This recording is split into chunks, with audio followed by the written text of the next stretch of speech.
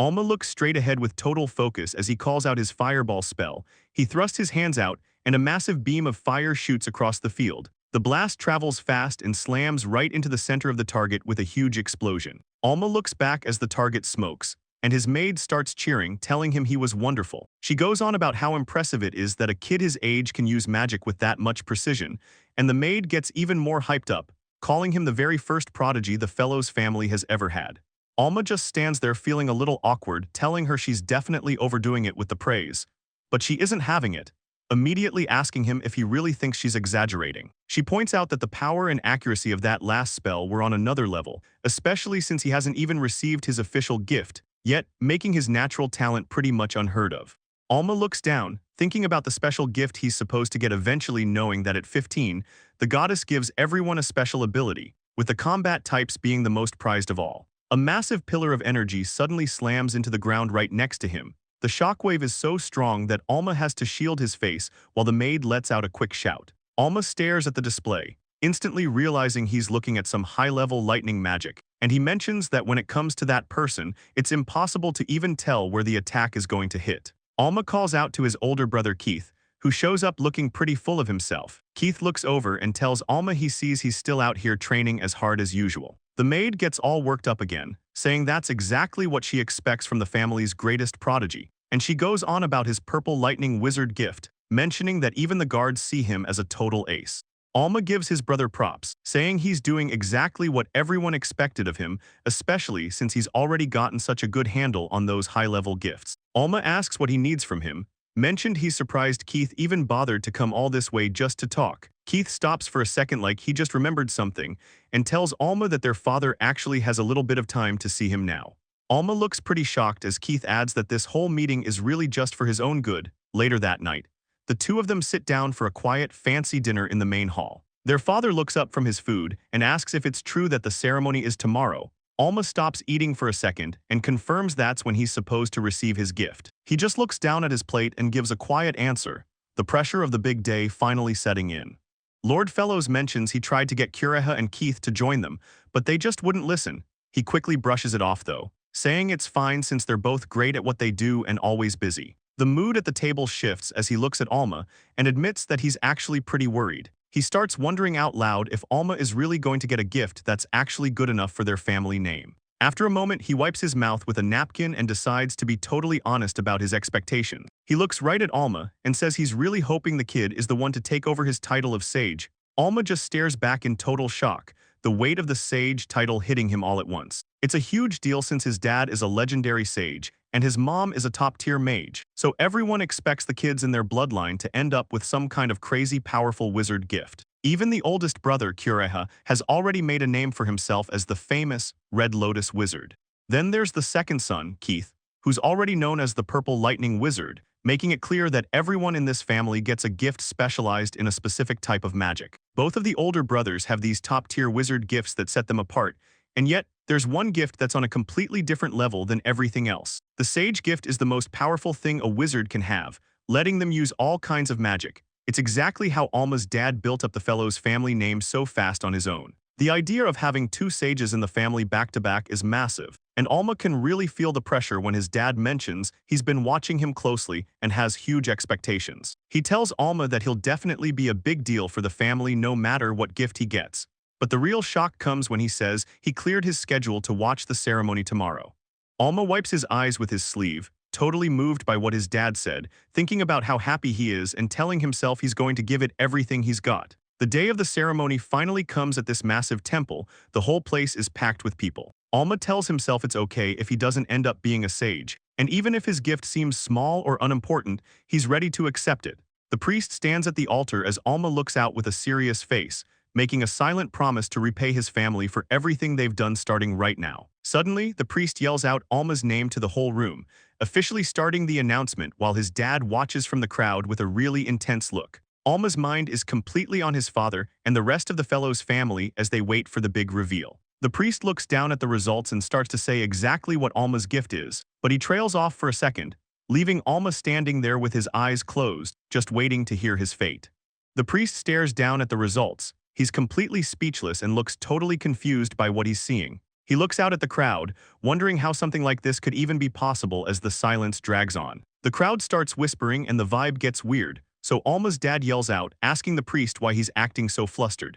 His dad demands to know the result and the priest stammers through the announcement, finally admitting that Alma doesn't have a gift. His father just stands there with a blank look on his face. He's so shocked he can't even say a word. Alma looks back as the reality hits the room. The heir of the fellow's family didn't receive a single gift, leaving him standing there with his eyes wide, completely floored by the news that he's basically powerless. He knows that having no gift is pretty much unheard of, and he can't figure out why this is happening to him. The crowd starts talking trash about how a sage's son could be such a letdown. It's so much pressure that Alma feels like he can't even breathe. The word incompetent keeps repeating in his head as he walks away, and the whole situation just feels incredibly painful. Alma stands there with a look of total disbelief on his face. He says there has to be some kind of mistake because the rules are simple. Every human is supposed to get a gift. As the priest and Lord Fellows start walking away, his dad says this whole thing is totally unheard of, but he seems sure of something. Alma watches him go, wondering if his dad is actually trying to look out for him. He starts thinking about the word effort, telling himself he's going to work as hard as he possibly can. He remembers his dad telling him how much he hoped Alma would be the one to take over his title as the sage, so he tries to stay positive, thinking that all his training still counts for something. He looks at his dad and says he'll do his best to live up to those expectations, but Lord Fellows just keeps walking. He says he's been watching Alma since he was a kid and knows he'll be an asset to the family, making Alma call out to him one more time, hoping his dad still cares about him regardless of what happened with the ceremony. But then his dad's face completely twists with disgust. He snaps and tells Alma to never call him father ever again. He keeps walking without looking back, asking Alma if he still hasn't realized just how much trouble he's in. The crowd is losing it, saying there's no way this is happening. Alma just stands there, realizing that no matter what the gift could have been, he's in serious trouble because Lord Fellows looks like he's about to blow a fuse. He points his hand away, looking at his son with nothing but disgust, and Alma is left standing there by himself in front of the big stone archway. He looks completely stunned, watching everyone turn their backs on him while his dad says that while having a bad gift is one thing, having no gift at all is a total disaster. People in the crowd start whispering that the third son is just a total failure and they start wondering if there's something wrong with the family bloodline. The noise of the crowd is getting louder, and someone asks if he can even hear all the trash they're talking about him, telling him he's gone and ruined the family name. Others just shrug it off, saying he's probably just a spoiled rich kid who never had any real talent to begin with, and they keep telling him shame on him. Alma's eyes are welling up with tears as he listens to everyone rip him apart. Then Lord Fellows yells out for everyone to hear. He says the Fellows family has zero use for an incompetent kid who can't even manage to get a single gift. He says Alma's name one last time, making it official. He tells him he's banished from the family forever, leaving Alma sitting in a tavern later on. He's looking pretty rough and out of it, just leaning over his drink and letting out a long sigh as he tries to process his life being ruined. Alma hears people nearby whispering about how that was the famous Fellows family they just saw, and he realizes the news of him getting kicked out is already spreading everywhere. He takes a drink while the worker mentions a pint costs 700 gold, which makes him think about the 50,000 gold his family gave him when they threw him out. He knows a place like that is no home for someone as naive as him. He slams his hand on the table, telling himself that he can't just keep drinking like this because he's desperate. Alma stands up but immediately starts worrying about how he's even going to survive on his own, and the stress finally gets to him. He just collapses right there on the floor. He lies there looking totally drained, staring off into space because it finally hits him that he's completely alone. He stares up at the ceiling and realizes he doesn't have a single ally left in the entire world, and since he doesn't have a family name or a gift to his name anymore, he feels like nobody is ever going to look his way again. Alma lies there on the floor looking totally wiped out. He just stares up and mutters about how everything is a bunch of crap. He starts wondering if he's actually lucky enough to see what happens next, laughing to himself about this being his so-called gift when a message suddenly pops up out of nowhere. It says his reincarnator gift has finally been activated. Alma's eye goes wide as he sees the screen. He's completely shocked and can't even process what's happening. So he sits up and asks what that voice in his head is, right as the system tells him he's about to get all his past life memories and powers back. He starts questioning everything, wondering what this gift even is and what the heck reincarnator is supposed to mean. But suddenly his status starts updating. He grabs his head and starts losing it from the pain while the system confirms the transfer was a success. Some guy sitting nearby looks over and asks what the hell is wrong with him, telling Alma he's definitely overreacting to the pain. The system doesn't slow down though. Another message pops up saying he's officially inherited offensive magic, and then it just keeps going. A bunch of notifications flood his vision, confirming he's now got defensive, recovery, support, and even space-time magic ready to go. The system notifications just keep flooding in spatial, spirit, and even forbidden magic are all successfully inherited while Alma screams in pain as his old memories finally lock into place. He catches his breath and starts to realize the truth. It finally makes sense why he didn't receive a new gift during the official ceremony, because he honestly didn't need one. He realizes he's had his real power all along. But before he can even process that, a massive hand reaches out and grabs him by the face while he just looks on. Alma looks completely caught off guard as some guy starts losing it, screaming and demanding to know what the hell he thinks he's doing. Alma just stares back and casually asks what's wrong, while the guy points the finger and says Alma is definitely the one behind all of this. And looking around the room, it's a total mess. Every single person in the tavern is slumped over their drinks or face down on the floor, except for one guy in armor who's barely holding on. Alma realizes it's the sheer pressure of his own magic. Now that he's inherited his past life's power, it's leaking out everywhere. It turns out anyone nearby who isn't strong enough to handle that much raw energy just gets completely overwhelmed by the reincarnator's presence, leaving the armored guy shaking like a leaf, struggling to even stay on his feet while he tries to ask what Alma actually did to everyone. The armored guy is completely losing it, gasping for air while he asks Alma what the hell he actually is. Alma just stands there looking pretty awkward about the whole thing as the guy points out that he's somehow managed to knock out every single person in the place. He's sweating like crazy and staring Alma down, but Alma just holds up a hand and nervously tells him that there's probably just a big misunderstanding happening right now. The guy isn't having it and says there is absolutely no point in arguing about it anymore. So he lunges forward. Alma's eyes go wide as he realizes he has to move fast to avoid getting hit. Alma leans back to dodge the attack in the middle of the messy tavern, all while the truth about his gift, the reincarnator, starts to settle in. The armored guy keeps swinging with everything he's got, but the narrator explains that this specific gift is actually what Alma received during his very first life. It turns out that whoever holds the reincarnator gift only gets to use it for one single rebirth, and once that person turns 15, every single memory and ability from their past life comes flooding back. And right now, dark energy is starting to swirl around Alma's hands. Alma locks eyes with his opponent as he finally taps into his true power, the legendary dark magic he's been carrying this whole time. Alma focuses his energy and whispers the word hollow as his hand reaches out, triggering a massive skeleton made of dark smoke that towers over the guy, while people in the room just stand there gasping. Alma thinks about how he chose to be strong in his first life, and spent his entire second life refining those abilities until they were perfect, leading to the moment he realized he finally had every bit of magic he would ever need for the tavern, where everyone is now slumped over on the floor. As he looks down at his hand, he realizes this is where his new life actually starts. The next morning, rumors start flying through town about the son of the fellow's family being spotted at the tavern, but the guards are mostly confused, saying everyone inside was found knocked out and nobody has any clue how it happened. One of the armored guys looks up at the big buildings nearby and wonders if that would be the perfect place for someone to go into hiding. The guards are patrolling the streets, and one of them tells his partner to chill out since he's being way too serious about the search. But the guy reminds him there's a fat gold reward from the fellow's family if they actually find the kid, which Alma hears while hiding out in the shadows of a nearby alleyway. He realizes pretty quickly that the mess he made at the tavern is already being reported all over the place. Standing on a roof, Alma thinks about how he was exiled anyway, so he definitely can't stay in the Empire and needs to figure out a new spot to go. That's when he remembers the Kingdom of Familia is just to the west of where he is now, so he thinks about the place, a powerful monarchy that's been around for over 200 years and is just as big as the Empire. And he actually remembers having a safe house there in his past life, though he isn't sure if it's even still standing after 2 centuries. It really hits him that 200 years have passed since he was last around, and he realizes this whole Illistella Empire didn't even exist back when he was alive the first time. Alma looks out with a grin, thinking he's actually looking forward to seeing how much the world has changed over the last 2 centuries. The guards keep up their patrol, while Alma remembers there used to be a trade carriage on Carriage Street that headed west. So he drops down into a dark alleyway to stay out of sight.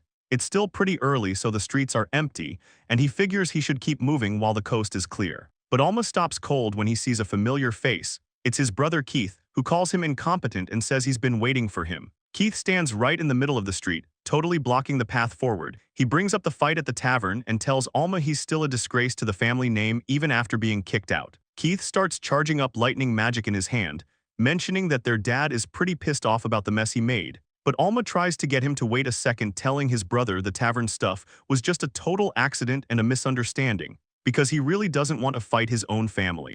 Alma tries to keep things peaceful, saying he'll just leave the Empire without making a scene, but Keith isn't having it. He tells Alma he hasn't changed at all, which catches the kid off guard. Keith admits he doesn't even care about what happened back at the tavern, and with a crazy look on his face, he tells Alma he wishes he could just beat him to death right here. Alma can't believe his own brother is saying this. He just stands there totally shocked as Keith starts gathering magic, saying he's actually always hated him. Keith loses it, calling him an incompetent bastard and telling him to die while he throws a massive blast of energy straight at Alma. But Alma stays calm, recognizing the move as a lightning ball, and even though it's a basic spell, he knows its real power depends on the guy using it. Keith is feeling himself, thinking about his title as the Purple Lightning Wizard and how nobody should mess with him, so he lets loose a huge blast that lights up the entire street, looking pretty smug about it. Keith figures he's finally finished things, but as the smoke clears, a giant slab of stone is standing right in the middle of the road, and it turns out Alma used earth magic to pull up a rock shield just in time. Keith is totally losing it, asking how the kid could even know how to use earth spells. Alma just stays chill and tells him he's been practicing in secret for a while now, which really gets to Keith since earth magic has a huge advantage over his lightning. He keeps asking when this even started. Keith starts spiraling, saying he's sick and tired of how Alma always acts like this, while he complains about how his little brother is always the one getting better results than him. Keith is venting about how much he hates being compared to his little brother, saying it actually makes him sick. Alma just listens while Keith brings up the moment he found out Alma didn't get a special gift from the gods. Keith starts laughing like a total psycho, admitting that hearing his brother was a failure made him feel great. He starts charging up energy, saying the family name would be ruined if a loser like Alma was allowed to live. With a creepy look on his face, Keith tells the kid he's going to finish him off right then and there. Alma recognizes the spell Keith is about to use and gets worried since there are still people nearby. But Keith doesn't care at all, yelling that he'll blast through a few bystanders if that's what it takes to win. He raises his hand and calls out his lightning magic, El Regan, letting the power build up. Alma realizes this thunder spear is meant to punch right through his earth shield, and he's really starting to panic because if any of those bolts go wide, the innocent people in the street are going to get wrecked. Keith has this totally insane look in his eyes as he yells for Alma to burn to ashes, and he lets the massive lightning blast go, causing a huge explosion that sends rocks flying everywhere. Smoke starts rising from the giant crater left in the middle of the street. Keith just scoffs at the destruction, thinking he's already won the fight, but he looks closer and realizes his brother is completely gone from the spot he just blasted. Keith starts losing his cool, yelling out and asking where the hell the kid is hiding, and he scans the rooftops in a total rage, but he can't see him anywhere. Alma actually shows up safely behind the crowd. He managed to move everyone out of the way. He used a no-chant teleport spell to get everyone to safety without Keith even noticing him move, though saving that many people at once without saying a word is really starting to wear him out. Alma looks at the smoking crater and thinks to himself that his brother Keith is actually pretty amazing, but he knows he can't let any more innocent people get caught up in this mess. Keith is sweating and looking around like a crazy person while Alma tells him he's sorry, but he's gotta take him down now. Alma just stands there with his hands together, getting ready to use a spell. Meantime, Keith is still standing in the street surrounded by lightning, screaming for Alma to show his face. Alma watches him and admits that his brother's lightning magic is definitely powerful. And even though Keith is putting on a big show of force, there's a massive opening, so Alma just shows up right behind him and casually says he's standing right there. Keith spins around looking completely shocked, asking when the hell he even got behind him, but Alma doesn't give him an answer. He just tells Keith that now it's his turn to attack. Keith calls Alma an idiot, saying there's no point in calling out if he's trying to do a surprise attack. But Alma just replies from the roof that he only told him where he was, because as far as he's concerned, the fight is already over. Keith looks up in total shock, barely able to even get a word out as Alma activates his earth magic, causing the ground to completely fall apart. He triggers a move called Rock Prison, and giant stone pillars shoot out of the dirt to trap Keith inside. Keith realizes he's totally boxed in by a wall of rock and he starts losing it, screaming at Alma not to look down on him while trying to break free. Alma doesn't flinch. He just adds lightning to his magic and uses press lock, causing the massive rocks to slam shut and crush everything inside. Keith is completely stuck in the rock prison, losing it because he can't believe Alma can use lightning magic too. Alma just looks at him and asks if he noticed what's actually happening, because turns out Keith's own massive lightning attack earlier ended up magnetizing all the minerals under the ground. Alma explains that he's just using his own lightning to boost his earth magic, making the trap impossible to break. Alma carries the kid he saved back to safety while his brother stays stuck. The older folks from the village are beyond grateful, telling Alma he's a total lifesaver and thanking him over and over, but Alma looks down, feeling guilty and apologizing because he thinks the whole fight was his fault. The villagers won't let him beat himself up though, and they tell him to raise his face, reminding him that no matter how it started, the fact is that he's the one who stepped up and saved them. Alma hears them and finally lets out a small smile, quietly thanking them as the tension finally starts to fade. Keith starts losing it from inside his rock prison, yelling at Alma to tell him what's going on.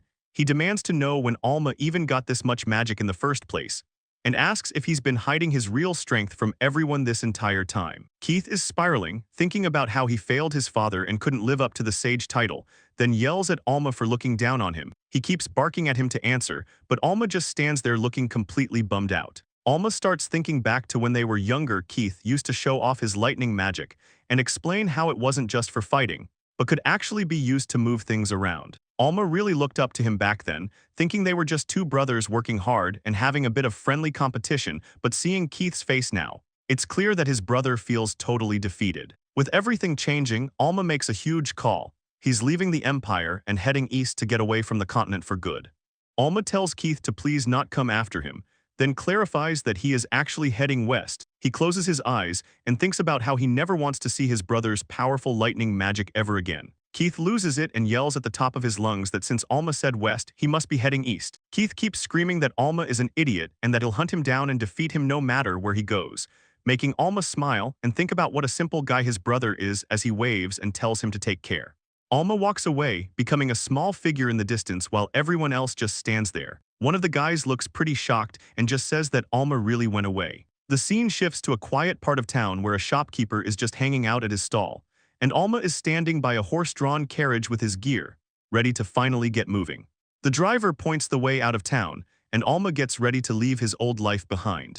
Alma settles into the back of the horse-drawn carriage as it starts its trip, leaning back while he looks around the interior, thinking to himself that this is his very first time riding in a carriage for such a long distance. Just across from him sits a girl with a ribbon headband who looks pretty focused, and as Alma catches a glimpse of her face, he realizes that he definitely saw her back in the plaza earlier. He starts to feel a bit awkward about the coincidence, especially when he notices her just staring him down, making him wonder if she's actually looking at him for a reason. Suddenly, a voice from outside the carriage asks for a moment of their time, catching the driver's attention as a couple of armored guards show up to explain that a dangerous wizard is supposedly hiding out in the area. The lead guard gets right to the point and says he needs to verify exactly who is on board. Alma and the girl both lean forward to see what the commotion is about as the guards start their inspection.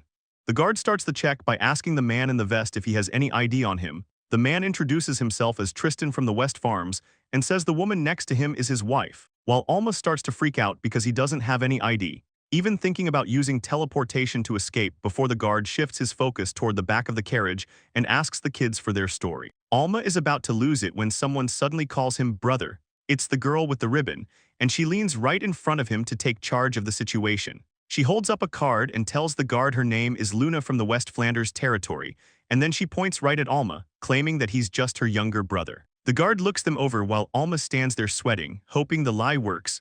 Alma realizes she's totally bailing him out, probably as a way to thank him for helping her back at the plaza. The guard finishes up the check and tells everyone they're all clear to move out. The carriage starts rolling away, finally leaving the castle gates and the city behind. Once they're safe, Alma turns to Luna and tells her she really saved his skin back there, and then he introduces himself as Alma properly, mentioning he saw her at the plaza earlier. Luna looks a bit shy and mumbles an apology for whatever went down between them before. Alma just lets out a huge sigh, admitting that whole situation had him feeling incredibly nervous. But then things get weird as these glowing squares and lines start floating around him, while Luna just stares straight ahead with this sudden, intense look in her eyes. Alma catches a tiny whisper from her, and it sounds like she's saying the word teleport. He realizes she's definitely muttering something under her breath, right before everything changes. Luna starts muttering to herself, totally blown away by how someone could use high-level space magic on a whole group without even chanting. She keeps going on about the wide range of spells and the crazy good judgment it took to pull that off, looking deep in thought while she considers what it would mean if this person. The carriage hits a rough patch in the road, and she suddenly calls out Alma's name. Luna turns toward him with a serious look and says she's got a favor to ask. Alma doesn't look too shocked and just tells her he was actually expecting her to bring something up, but he still repeats the word favor back to her, sounding a little unsure as he waits for her to continue. Luna just stares him down, looking more determined than ever as she says his name one more time. She doesn't beat around the bush and tells him she wants him to come back to her territory with her. Alma looks pretty confused by the sudden invite and asks her why she's asking him specifically, while Luna just looks down, starting to explain that it's because of something important. Luna looks him right in the eye and tells him she has a job that only someone with his specific skills can pull off. Alma starts putting the pieces together. He mentions how that explains why she went out of her way to save him from those guards earlier, but the comment catches Luna off guard, leaving them both staring at each other in total confusion. She starts to panic a bit, waving her hands around while she swears she didn't mean for the job to be some kind of trade for helping him out. Alma can't help but feel like the timing for a request like this is definitely a little unfair, especially as Luna looks down, blushing hard while she mumbles about how she was really just trying to return the favor he did her. It's actually pretty funny to him, so he starts laughing until she asks what's so hilarious, though deep down, he's already decided he's down to help her. But he still has to consider the fact that people are chasing him. If those pursuers catch up, they're going to bring a lot of trouble to Luna's doorstep, and she seems to sense his hesitation, looking a bit down as she admits that the invite was pretty sudden. She makes it clear that he doesn't have to rush. If he has other things he needs to do first, he should go ahead and handle those. Alma sits quietly in the carriage, thinking about how there's finally something he actually wants to do. It reminds him of the choice he made back in his past life to train like crazy and master magic, all just to be happy this time. But looking back, he realizes he never really figured out what he wanted to do with all that power, so he decides to just ask Luna what happiness actually means to her. Luna looks a bit confused by the random question and asks why he's bringing it up out of nowhere, so Alma tells her it's just for reference, which makes her stop and think about it for a second. When she finally answers and says it's family, Alma can't help but look totally surprised by the simple answer. She goes on to explain how much she likes the people back home in Flanders, and admits that her biggest hope is just for her friends and family to always be happy. Then she looks over and asks if that answers his question, leaving him a little stunned by how clear her goals are. Alma thinks about what she said, repeating that she's happy when her family is happy, and he tells her that's a really nice way to live. Tristan suddenly speaks up from across the carriage, mentioning he knows Alma was having a rough time with his older brother. The two of them are caught off guard for a second, so Tristan apologizes and explains he couldn't help but overhear them talking. He gets a serious look on his face, admitting he doesn't know every single detail about what went down, but he finally just comes out and asks if it's true that Alma was actually kicked out of his own home. The carriage goes quiet while Tristan wonders out loud, asking if the whole point of this trip is just for Alma to get some kind of revenge. Alma looks down at his hands, gripping them tight while admitting that he definitely feels frustrated about how things turned out. He explains that even though he was betrayed and had everything he worked for taken away, there's still something holding him back, because he has zero interest in hurting the place where he grew up or the people living there, no matter what happened. Luna just looks at him with a soft smile, telling him she knew it all along, because he's just way too kind of a person. Alma looks down, admitting he just doesn't have the guts to go through with something like revenge, so he apologizes to Luna, explaining he needs some time to process her request and asks if she can give him one night to think it over. Luna says she gets it and tells him to just let her know what he decides tomorrow as the carriage rolls on. Alma looks over at her and thanks her for being so patient, and while the two of them sit there, he promises he'll definitely have a final answer for her by the next morning. Meanwhile, back at the estate, Keith is losing his mind and yells out for his father, and he's shaking with rage, demanding that his father finally give him the green light to go out and take Alma down. But right then, a maid steps into the room to give him an update on the situation, and she tells him that the Lord actually gave orders to bring Alma back home, which leaves Keith totally shocked. Everything shifted because the word got out. Keith was actually defeated by Alma in their fight. Lord Fellow sits in his library, thinking about how Alma's crazy high power level could actually help the family's reputation even if the kid doesn't have a gift. And back in the hall, Keith is absolutely losing it. He's clenching his fists so hard he's shaking, just repeating to himself how much he thinks this whole situation is total garbage. He realizes that if Alma actually comes back home, things will go right back to how they were, or maybe even get worse for him. So he looks back at the maid with a dark expression and starts spinning a lie, telling her he's heading east. But then he stops and gives her a specific message, telling her to make sure his father hears exactly what he has to say. Keith tells her to report that Alma is heading west toward the territory of the Familia, and the maid just nods and says she gets it. Keith stands there sweating, looking totally intense as the reality of the situation starts to sink in, because he knows he just crossed a major line by officially plotting against his own father. He thinks about how messed up his plan is, but he's also satisfied knowing he's now the only one who knows Alma is actually heading east.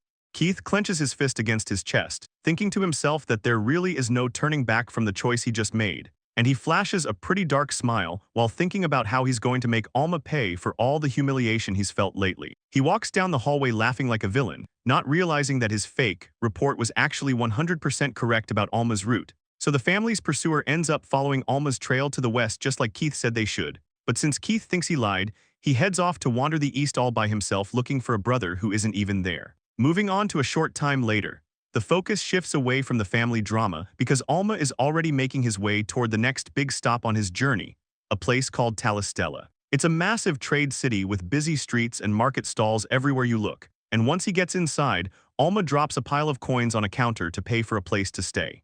The guy behind the desk tells him he's all set with a room at the end of the hall for one night. Alma stands in his new room, thinking about how he just dropped 2,000 gold on the innkeeper and only has about 1,000 left. So he realizes that after ditching the empire, stopping here in the trade city of Talistella was basically his only choice. He starts stressing out, knowing that if he doesn't find a way to make some quick cash, his whole journey is going to hit a dead end. But the problem is that if the fellow's family already has guys out looking for him, he really doesn't have the luxury of wasting time on long quests. Alma stands by the window and wonders if he should just find a dungeon to dive into. But he immediately shoots that down, thinking there's no way a dungeon filled with that kind of loot would be anywhere near this place. As he says the word treasure out loud, a memory from his past life suddenly clicks. He holds up his hand as things start to change, and he focuses his energy to trigger his spatial magic, calling out the item box skill. A black cube appears right above his palm as a digital menu starts loading up with a welcome message. Then he looks over the dimensional storage space he just opened up, ready to see what he's got tucked away in there. Alma watches as his storage space reacts to his mana. The box size actually depends on the user's magical power, so he checks the contents and lets out a big sigh of relief. It turns out everything from his old life made the trip over just fine. He used to rely on this item box whenever things got rough in his previous life, but he never expected it to come in this handy right now.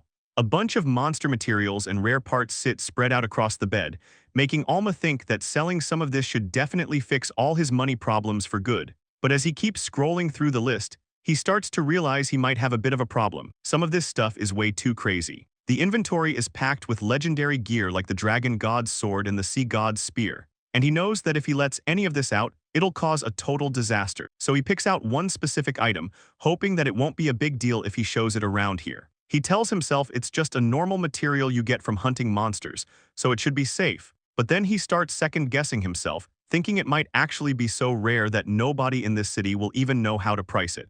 Alma figures he might as well give it a shot, looking at the monster part in his hand and deciding he'll just head over to the local guild tomorrow morning once they're open for business. He spends a moment looking out the window as the sun starts to set and birds fly past the buildings. While nearby, Luna is just laying there in bed, staring up at the ceiling with a lot on her mind. She whispers the word tomorrow to herself, clearly thinking about whatever the next day is going to bring. The next morning, the Talistella Adventurers Guild is already buzzing with activity as people gather to trade and take on jobs. Alma walks in and notices how crowded it is, which makes sense since this town is a huge crossroads for different countries. So he starts looking around for the place where they buy materials, but he's so distracted that he slams right into someone. A massive monster head hits the floor with a loud thump, and Alma immediately starts apologizing for the mess. The adventurer he hit groans on the ground while Alma keeps saying he's sorry, realizing he just knocked a guy over and dropped his kill. Alma looks pretty worried after the collision and asks the guy if he's doing okay. So the adventurer just laughs it off while sweating under the weight of his kill, saying he's the one who should be sorry because his heavy load blocked his view of the kid. Looking the guy over, Alma notices he seems to be around his own age and is wearing some pretty basic, cheap-looking gear that marks him as a total novice who just got his gift. He spots a fresh scratch on the guy's face and wonders if he got it fighting some monster. Then Alma bows his head and says he's sorry for getting the guy's monster materials all dirty on the floor. The guy tells him it's fine, saying the boar he hunted was a tough old beast anyway, and introduces himself as Raul the Adventurer, flashing a friendly smile while mentioning that Alma definitely doesn't look like he's from this part of town.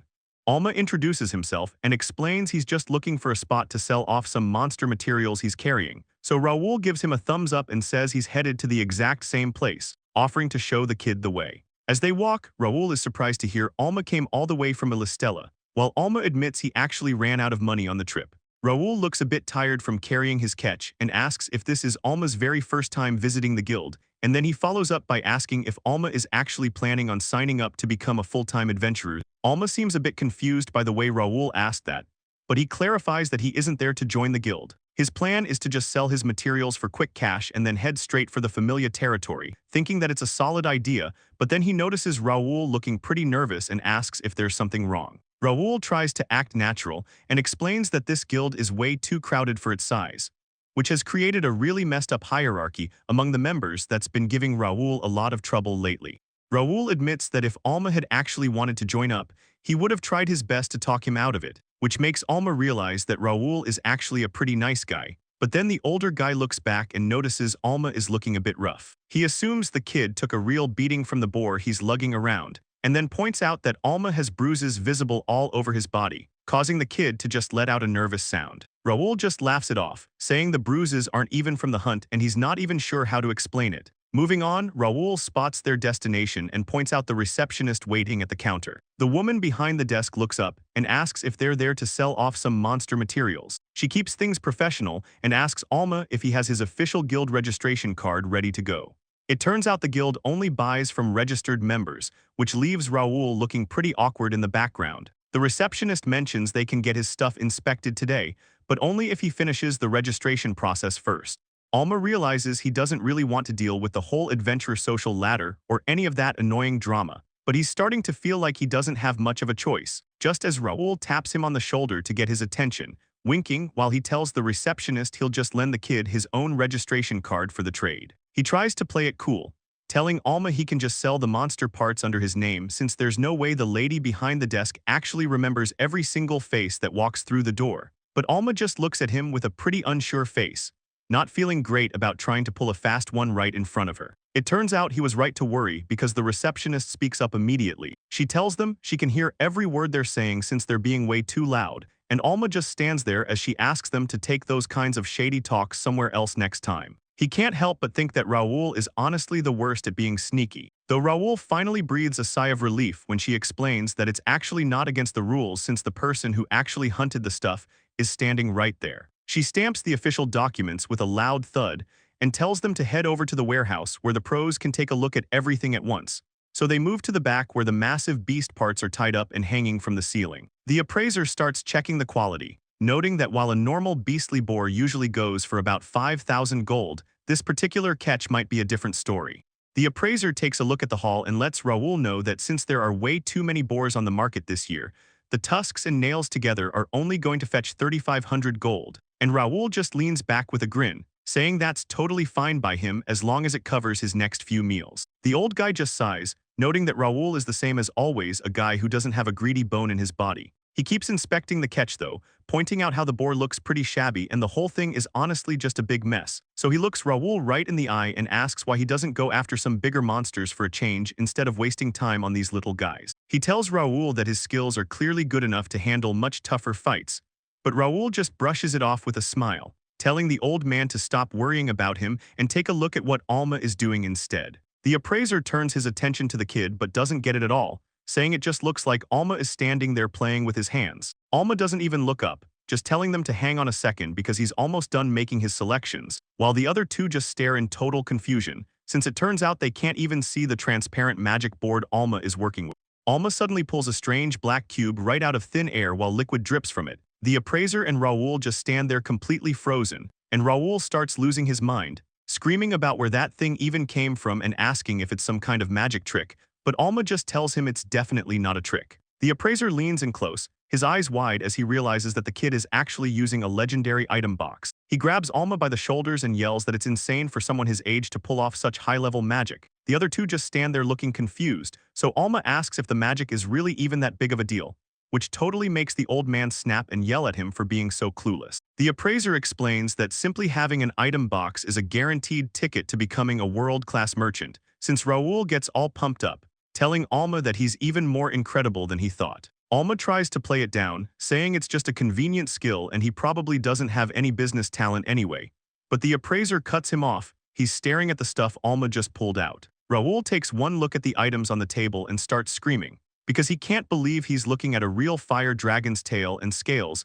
The appraiser adds on that there's even a demon general's loincloth and some obsidian bear fangs in the pile.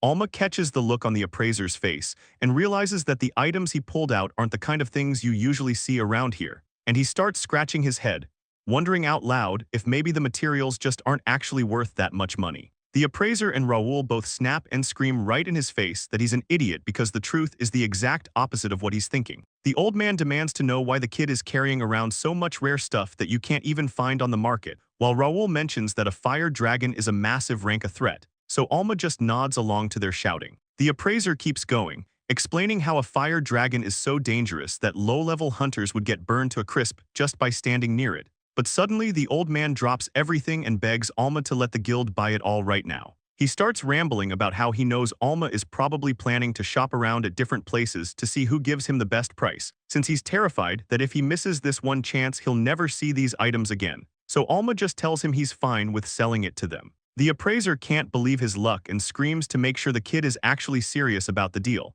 which leads to Alma telling him it's totally fine, as long as the guy stops groveling on the floor like a crazy person.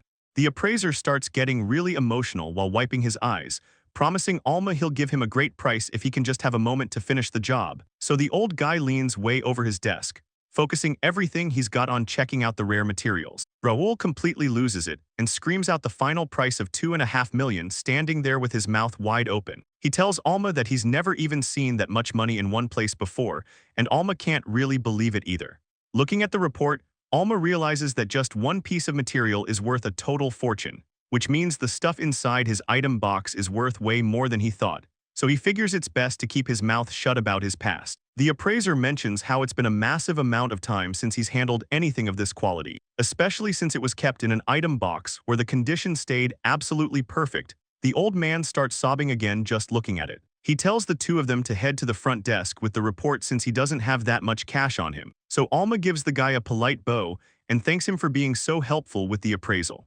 The appraiser turns his back, sounding pretty choked up while telling Alma that he's actually the one who should be saying thanks. But then the receptionist yells out the $2.5 million price tag, making everyone in the guild stop and stare. Since they have to wait on the cash, the guys head out for food, where Raul feels a bit bad that Alma's paying for his lunch, but Alma tells him not to worry about it, because there's no way the appraisal would have gone that well without him there. Alma even offers to pay him a commission, but Raul just tells him to drop the formal stuff and use his name since they're the same age. They sit around the table finishing their plates, just killing time while the guild staff gets that massive pile of money together. Raul starts asking questions between bites, wondering where Alma found such high-end materials and if he actually fought the monster himself. Alma realizes he can't exactly tell the truth about being a reincarnated prodigy, so he decides to keep his past life a secret, telling Raul a fake story about how his parents gave him those items as a parting gift when they kicked him out of the house. Raul takes the bait and looks pretty sad, telling Alma that it sounds like he's really been through a lot of trouble.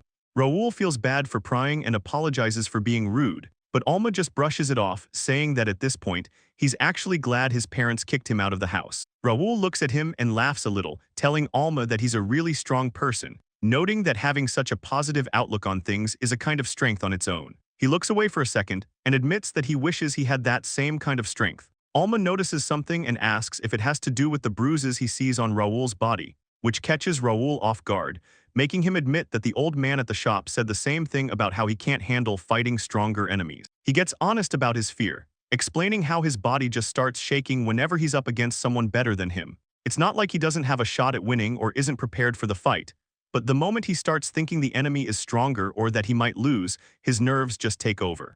Raul explains that his body just freezes up on him, and he gets so stuck that he literally can't move, scratching his head while admitting that being an adventurer probably isn't the right fit for him. But Alma stops him right there, saying that if he's considered strong, then Raul is definitely strong too.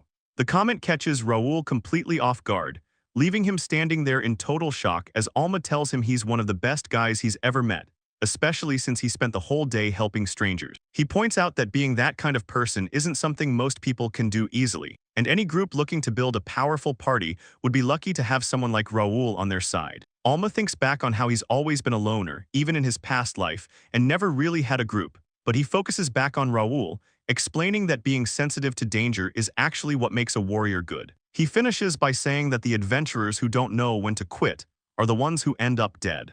Alma looks him right in the eyes and says Raul is going to be a top-tier adventurer one day, and he even says he'd vouch for him personally. Raul just stares back, looking completely moved by the support, thanking him for the compliment while thinking that Alma has a vibe that makes him seem way older than their generation. Alma realizes that's actually true, since living 100 years in his past life makes him over a century old now. The two of them just stand there in the guild for a second, but then some guy's voice cuts through the room, mockingly asking how a small fry like him is doing. A group of rough-looking guys walks in like they own the place, and right away Raul starts looking pretty tense, while Alma just stands there trying to figure out what's going on, until this massive dude with a huge scar across his face stops right in front of them, looming over the two of them before looking down and giving Raul a real casual greeting.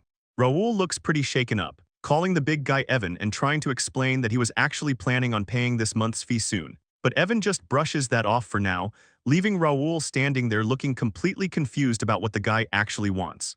He turns his attention to Alma, saying he heard about the kid who brought a ton of items to the shop earlier today, and he mentions how impressive it is that people even outside the guild are talking about him, while Raul just awkwardly agrees. Evan gets a real smug look on his face, telling them that this guild runs on a specific set of rules, specifically that all the adventurers here have to pay a fee so they can help each other out whenever things get rough. He leans in closer, telling Alma that since he's the new guy in town, he's going to have to cough up a registration fee right now, slamming his hand onto their table and looming over their lunch to make sure they know he's not joking around. His face twists up as he glares at Raul, asking him what the hell he thinks he's doing hanging out with this kid, but Alma just lets out a little smirk, looked him in the eyes and telling Evan that he's totally wrong about how this is going down.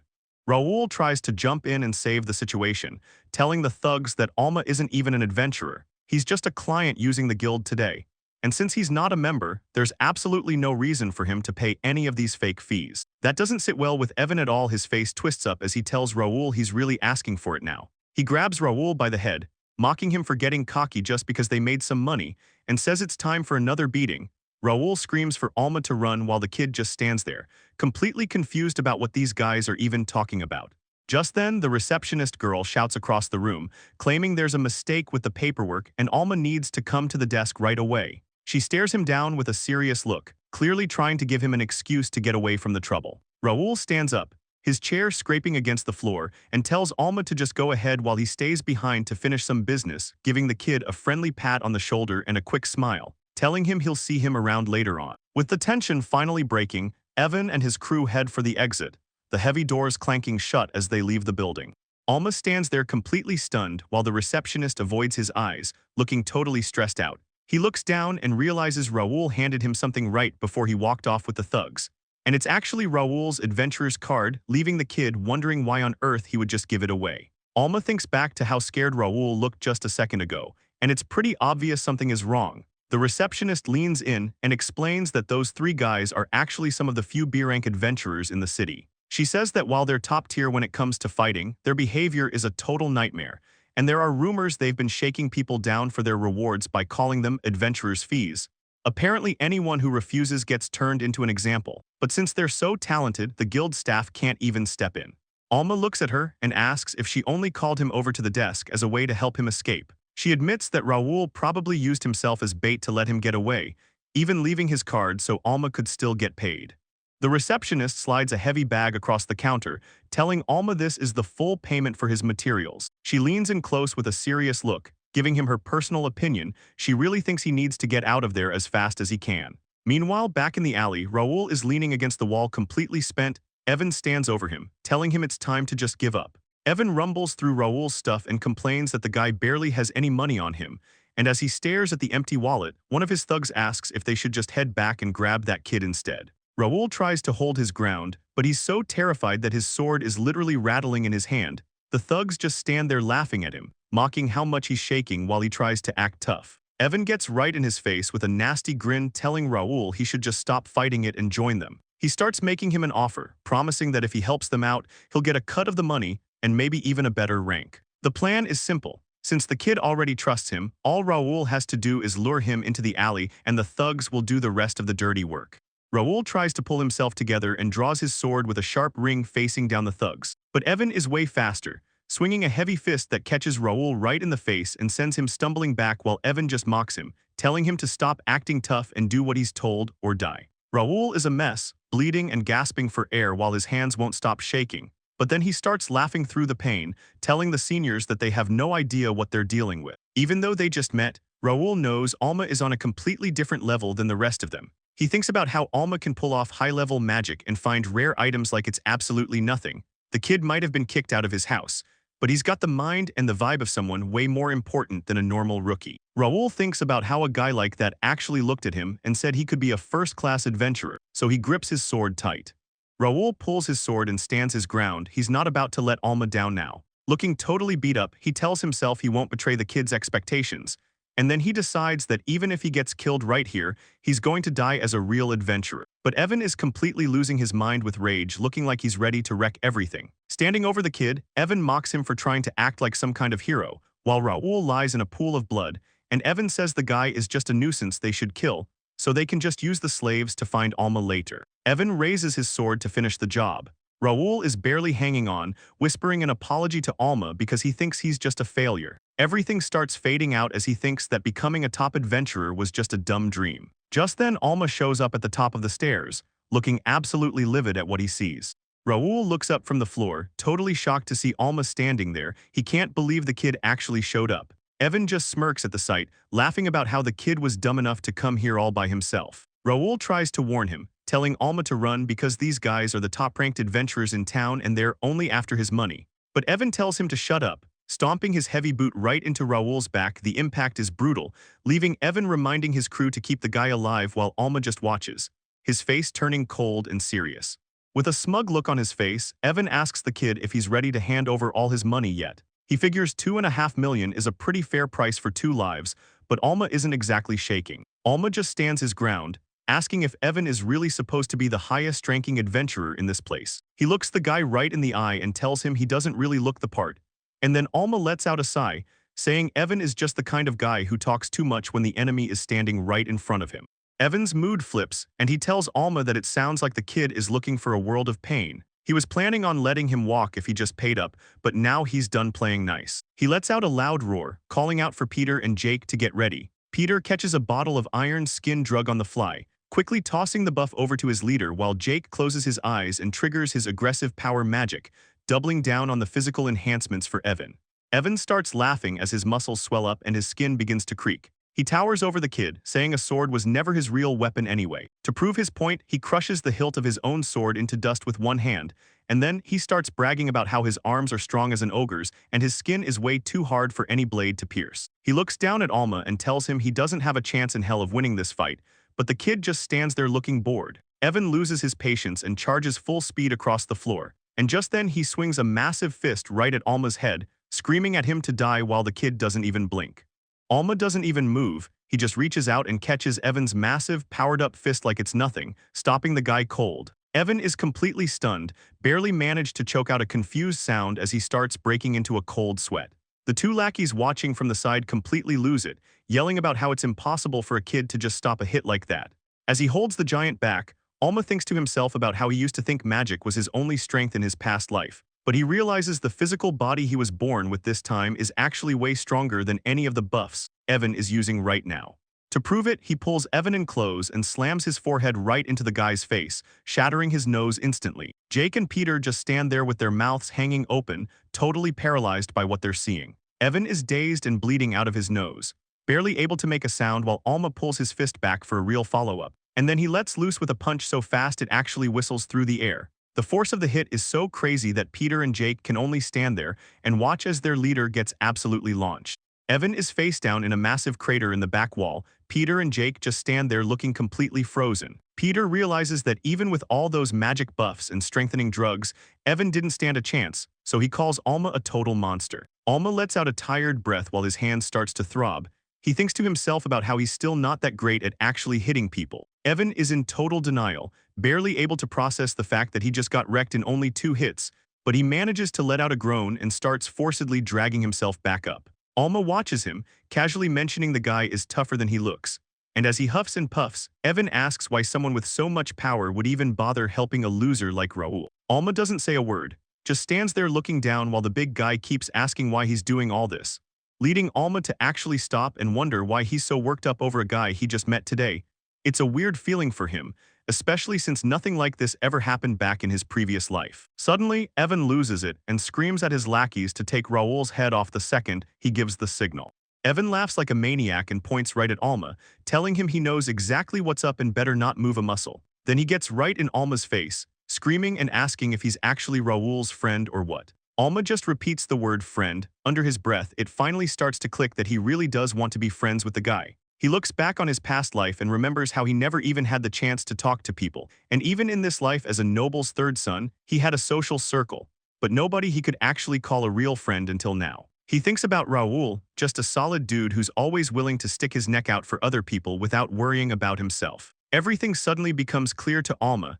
He realizes that more than anything, he just wants people like Raul to be happy. He thinks about the people back in his hometown of Flanders and how much he likes them. And it all boils down to one simple hope that he's been carrying with him this whole time, which is just wanting to make sure his friends and family are always happy. Evan looks at Alma and asks if he's got the gift of physical enhancement too, since he admits that the kid seems to have a bit more raw power than he does. But then he points to his head and says what really matters for an adventurer is knowing how to take advantage of everyone else and making sure every situation stays in your favor. He starts laughing like a psycho, saying that actually risking your life is just stupid because the fight is over before it even starts, leading Raul to grit his teeth and ask what the hell he finds so funny. Alma just replies that it's nothing, he just thought things were the other way around. Right as a heavy thud hits the ground and Evan completely loses it, screaming at everyone not to move or he'll take Raul's head off right then and there. Alma stays perfectly calm and tells the guy it seems like his view of happiness is the total opposite of what Evan thinks,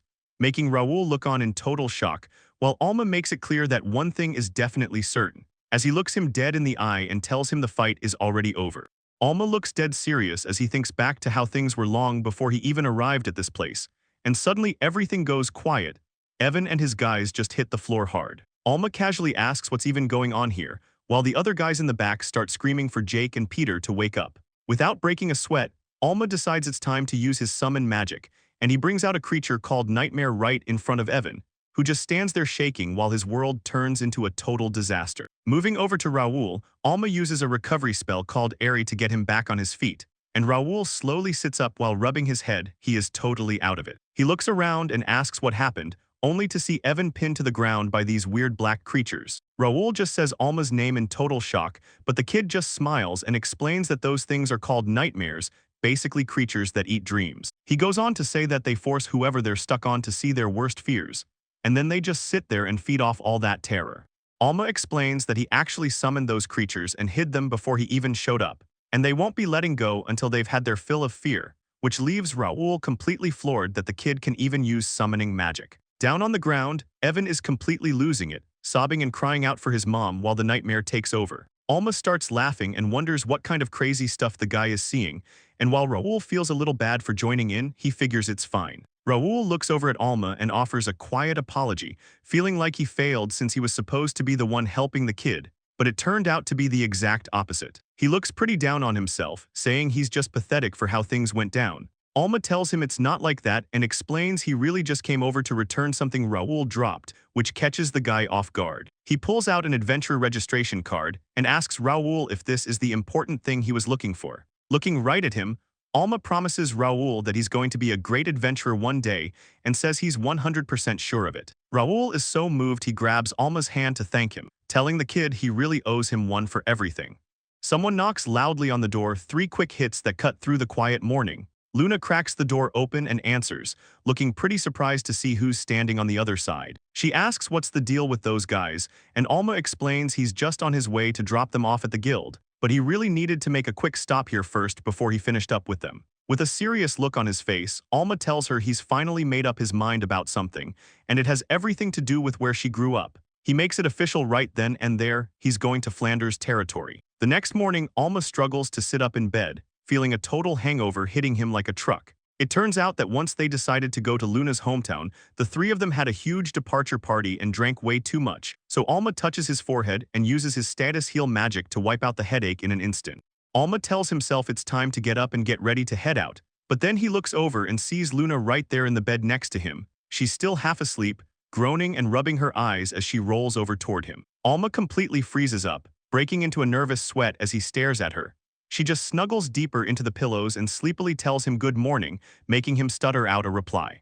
He tries to stay calm by reminding himself that she just forgot to book her room for an extra night. He had to let her stay with him, and he keeps swearing to himself that nothing happened. But then Luna blushes and says yesterday was pretty intense. Alma's head literally starts steaming as he totally loses his cool, so he begs her to stop joking around before his heart gives out, eventually finishing his story about how they ended up here. With the party finally over, they leave Talistella behind and start the long trip toward Flanders, which is Luna's hometown. Raul is riding along with them, laughing at the story before asking if the two of them ever actually managed to stop by the guild. Alma just gives him a totally blank look, clearly having forgotten all about that part of the plan.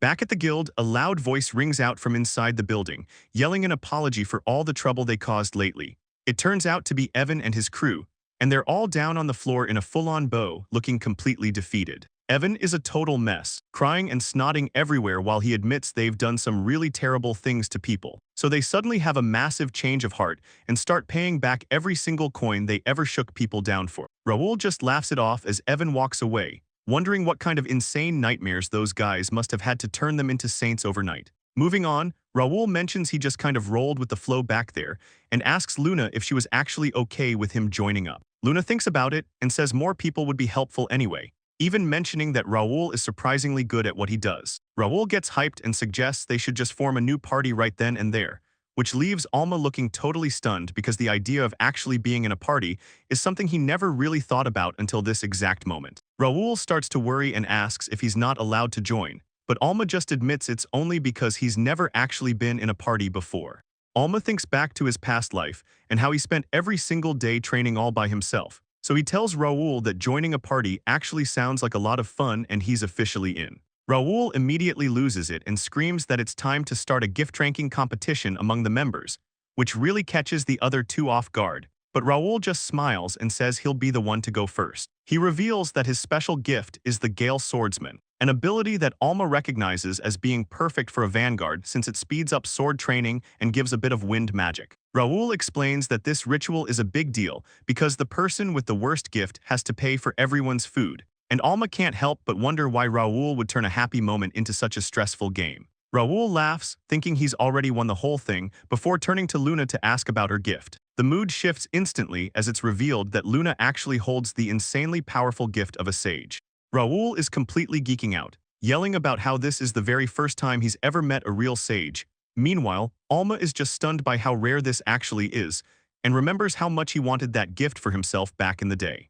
It wasn't just him either, since both of his older brothers were obsessed with getting it too, showing just how much influence his father really had over the fellow's family. Luna just gives a cute little peace sign, while Alma tries to process the fact that he never expected to find someone with a legendary gift like that just hanging out in a place like this. Luna tries to be sweet and says the Gale Swordsman gift is actually pretty cool, but Raul just looks frustrated since he was feeling pretty confident until she showed him up. Raul turns to Alma next, betting that he's got some kind of ridiculous gift as well. He starts worrying he's the weakest link while Alma struggles to find the words, and the pressure really starts to sink in. Alma starts sweating, looking totally cornered by the question as all kinds of different conflicts and worries start racing through his head at once. Raul and Luna just look at him confused, wondering what's wrong, while Alma worries that being honest about his power might make everyone feel awkward around him. But even though he knows he could easily trick them, he realizes he doesn't want to lie to his new friends. Seeing Alma struggle, Raul steps in and tells him he doesn't have to force himself to say anything if he isn't comfortable with it,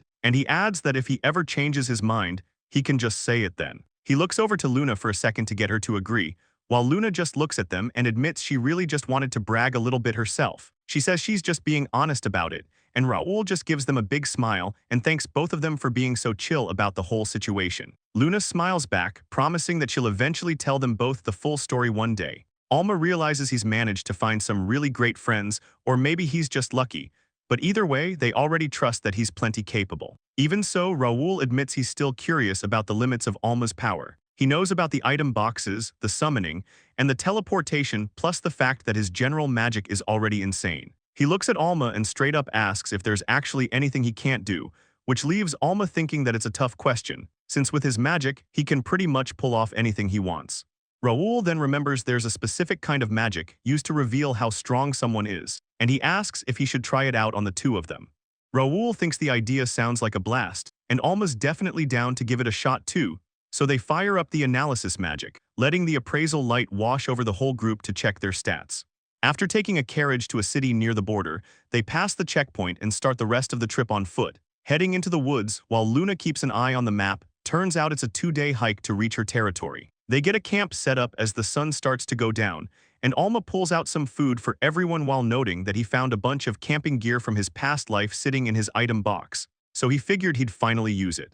It's a pretty sweet setup since his magic keeps all their food and water fresh the whole time. And looking at the comfortable camp, Luna remembers how she had to carry a giant, heavy backpack when she first left home. Raul just laughs, telling her she's lucky because Alma is making this return trip way easier for her. Alma just smiles, thinking about how quiet the forest is without a single monster showing up to ruin the vibe. A massive white wolf watches the group from the dark trees, just sitting there, and Alma looks back, saying the name Fenrir to himself. He realizes that with a beast like that nearby, it's no wonder the other monsters are too scared to show up. Raul says the food is great, and Luna agrees. She thinks it's nice to eat outside for a change, while Alma thinks about how smart and strong these Fenrirs are since they basically run the forest. Suddenly, he hears a voice in his head. It's telepathy, and Alma replies that he doesn't think he's ever met any Fenrirs before. The wolf says that's not the point, it just came over to see what kind of monster showed up in the woods. Alma asks if it's talking about him, saying it's pretty harsh to call him a monster. The wolf just looks at him and asks if he even knows how much magic he's putting out. Alma tells himself he's pretty confident in his magic levels, mostly because he spent his whole past life training like crazy, and Fenrir points out that his massive power has the whole forest freaking out. Turns out the monsters are terrified of him, and even the giant wolf admits he's feeling a bit on edge too, which makes Alma stop and think. He realizes that the thing all those monsters were actually scared of wasn't this legendary wolf at all, it was him the whole time. Ever since that mess at the bar, he's been trying to keep his magic from leaking out unless he's actually casting something. But clearly animals just have better instincts for this stuff than people. Alma figures he's messed up a bit by being so loud with his energy, so he decides to fix it right now. He pulls up a concealment spell called Nimlies, a trick to hide his presence, and stands there for a second, focusing his mind to lock all that power down tight. Fenrir is totally blown away. He says Alma's presence just vanished completely, like he's trying to track a cloud of mist. Back at the camp, Luna notices something is off too. She mentions that Alma's vibe just seemed to fade away, and she's left wondering what's actually going on.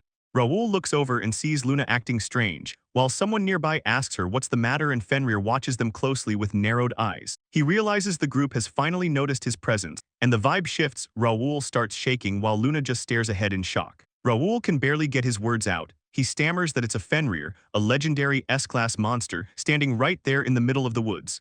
He finally connects the dots and realizes why the forest was so quiet. It was a bad sign all along. Raul yells for everyone to get back, but Alma stays completely chill. He tells Raul to relax since the wolf isn't hostile, even though it's his fault the other monsters stayed away. Just then, a loud rustle comes from the trees, something feels off, and someone wonders what's actually happening. As they sit by the fire with the massive wolf nearby, Alma notices something. He feels a weird pressure coming from Luna that he's never felt before, and the air starts to glow. Luna gets a serious look as light swirls around her. A huge, glowing spirit shows up behind Luna, some kind of divine figure.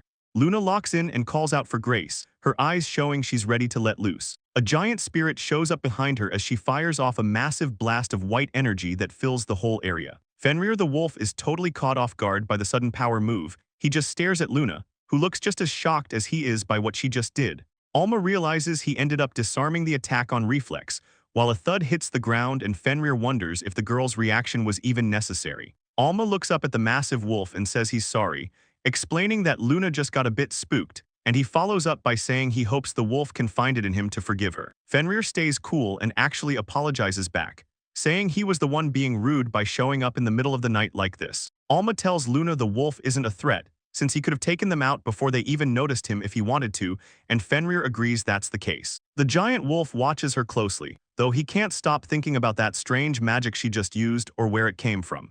Luna's looking pretty wiped out after that last move, and Fenrir notices her magic wavelength felt a lot like summoning magic. But before they go further, the giant wolf sets the record straight, telling Alma she's a girl and not a guy. Alma feels bad and apologizes, while Raul watches from behind a tree, completely losing it over the fact that Alma can actually hold a conversation with a legendary wolf. Alma casually mentions they're just using telepathy, which makes Raul feel even worse about his own skills, complaining that a kid knows way more magic than a sage like him. Raul finally gathers enough courage to ask why Fenrir even showed up at their camp in the first place, and the wolf explains the real reason. She says there's someone else who's dying to meet Alma. Apparently, this individual has a major interest in Alma being around, making Alma agree to the meeting, though he's definitely surprised that a beast as big as Fenrir would travel all this way just to deliver an invite. It leaves Alma wondering just what kind of insane, high-level person is out there that can actually boss around a forest lord like her. But Fenrir just shows her appreciation and asks if he's ready to go meet him right now. Fenrir looks on as she drops a major reveal, explaining that the little creature with her is actually her son, and the moment Luna sees the little guy, she loses it, while the pup just stands there wagging his tail and waving a paw. Raul is totally blown away, yelling about how amazing this monster is as the pup just sits there looking adorable, and Alma can't help but chime in, telling the little wolf that he doesn't look scary at all, which makes Raul look pretty stressed while Luna just keeps shouting about how cute the little guy is. The pup rolls over onto his back to show off his belly, talking back to them and reminding everyone that he's a Fenrir too. He tries his best to act like a big shot, laughing and asking the group if they're finally scared of him yet. But it totally backfires because the whole group just stands there thinking about how he's way too cute to be threatening, and Raul eventually gives in and starts petting him, asking the little wolf if he's hitting the right spots. Raul is blushing like crazy while he talks about how fluffy the wolf is, and Luna just holds the pup close, completely focused on the fur. The little wolf pup is loving the attention, demanding more pets while Raul notices he's in a great mood, and Raul can't help himself, yelling that he wants a turn to pet the fluff too, but Alma moves on to talk with the mother Fenrir, who gets serious and asks Alma why someone like him is in this land. Alma starts to answer but stops short, realizing he hasn't actually asked Luna for all the details yet. So he just tells the giant wolf that he's got some business to handle in the territory further ahead, which makes Fenrir think, warning him that the forest monsters might be out raiding the farm fields there. Alma is surprised to hear about monsters causing trouble, and as he listens to the chatter, Fenrir explains that the forest hasn't been giving much of a harvest lately, forcing the creatures to go and wreck human settlements just to find enough food to survive, leaving Alma standing there for a moment, just thinking about how bad things have gotten for the people nearby. Alma looks out at the landscape, thinking about how Tonatart was just a small place and figuring Luna's home territory is probably a lot like it. So if a tiny territory like that got hit by monster raids, things would get pretty rough for the people living there. He realizes that while everyone heads to the kingdom, these rural spots are struggling and losing people, which makes him wonder if the request Luna has for him is actually connected to all these problems. Alma starts coming up with a plan, thinking that instead of just going out and killing monsters, he should do something more, so he thanks Fenrir for the heads up while the giant wolf just hums in response. Fenrir asks what he's planning and offers to tell the forest monsters to back off and leave that territory alone, but Alma just smiles and says it's fine, because he's actually going to use this whole mess to his advantage. The giant wolf stares him down, repeating the word use, and asking if he's planning on doing something shady. Alma doesn't give anything away, just looking back at the wolf and telling it not to worry about it. Alma gives a small smile, mentioning how he hopes his plan doesn't hurt anyone and ends up being good for everyone involved. And after hearing that, Fenrir says he'll take his word for it, mostly because he thinks Alma has the clearest mind of any mortal he's ever met. Alma sounds pretty surprised and asks the giant wolf if he can actually read minds, but Fenrir just brushes it off as a matter of experience, leaving the kid looking a bit confused while the wolf explains he's been around for 1,000 years and seen all kinds of people, so he can tell a guy's character just by looking into his eyes. Alma realizes something and points out that for a monster lord, Fenrir must actually really like humans, which the wolf admits is probably why he keeps his territory so close to where people live. Before heading off, Fenrir tells Alma to come find him if he ever needs anything since he still owes him a big favor. The little pup gets all excited and shouts that he wants to go to the village too, but his dad shuts that down immediately, and after the two wolves take off, everyone finally settles in for the night. Alma thinks back on what Fenrir said. He feels like the wolf's talk about a debt is a bit much since he just found the guy's son. The morning sun comes up and the campfire from the night before is nothing but cold charcoal, so the group gets moving, walking down the forest path toward a gate in the distance. They finally reach the Flanders territory, a simple village with thatched roofs and dirt roads, and Alma stops for a second, looking around and realizing this quiet little place is where Luna is actually from.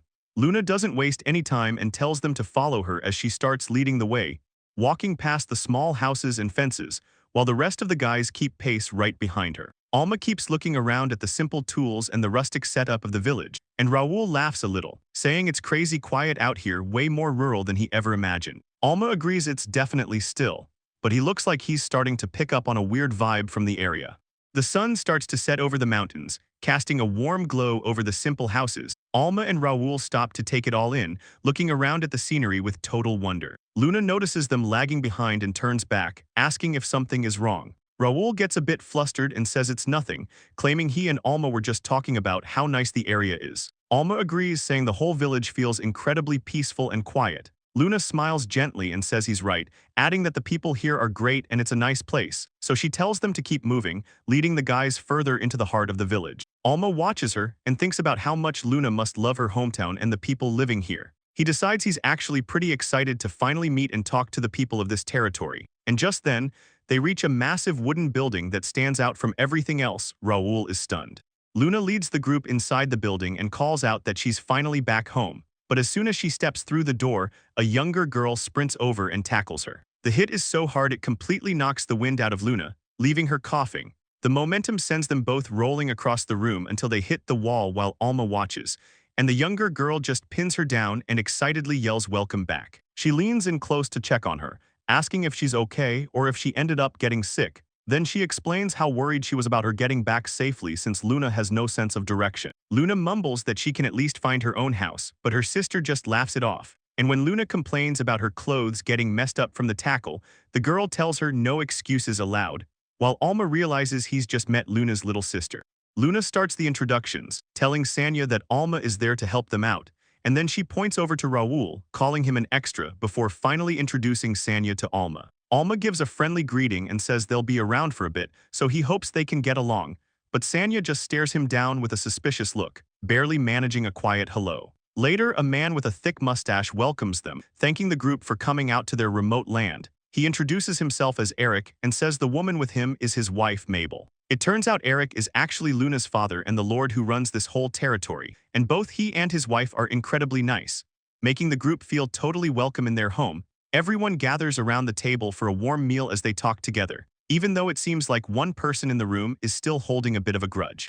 Luna turns to her little sister and says her name, trying to get her to show some manners, but she just keeps going, explaining that Alma and Raul came all the way from Talistella at her request, though Raul isn't too happy about being mentioned as an afterthought. Luna tells Sanya that her attitude toward their guests isn't okay, which makes the girl gulp and look away while pouting. But then Sanya repeats the name of the city to herself, and it looks like something finally clicks in her head. She asks if Luna was actually supposed to be looking for a strong fighter in the labyrinth city, Labastella, a question that leaves Luna totally shocked. Sanya points out that Talistella is just a commercial town and tells her sister she should have done some research before leaving, while the lecture continues with Sanya saying this is exactly why Luna shouldn't travel alone. Luna just sweats and tries to play it off by saying everyone makes mistakes. Luna is getting completely overwhelmed by the scolding, and it honestly makes Sanya look like the big sister in this situation as she keeps laying into her.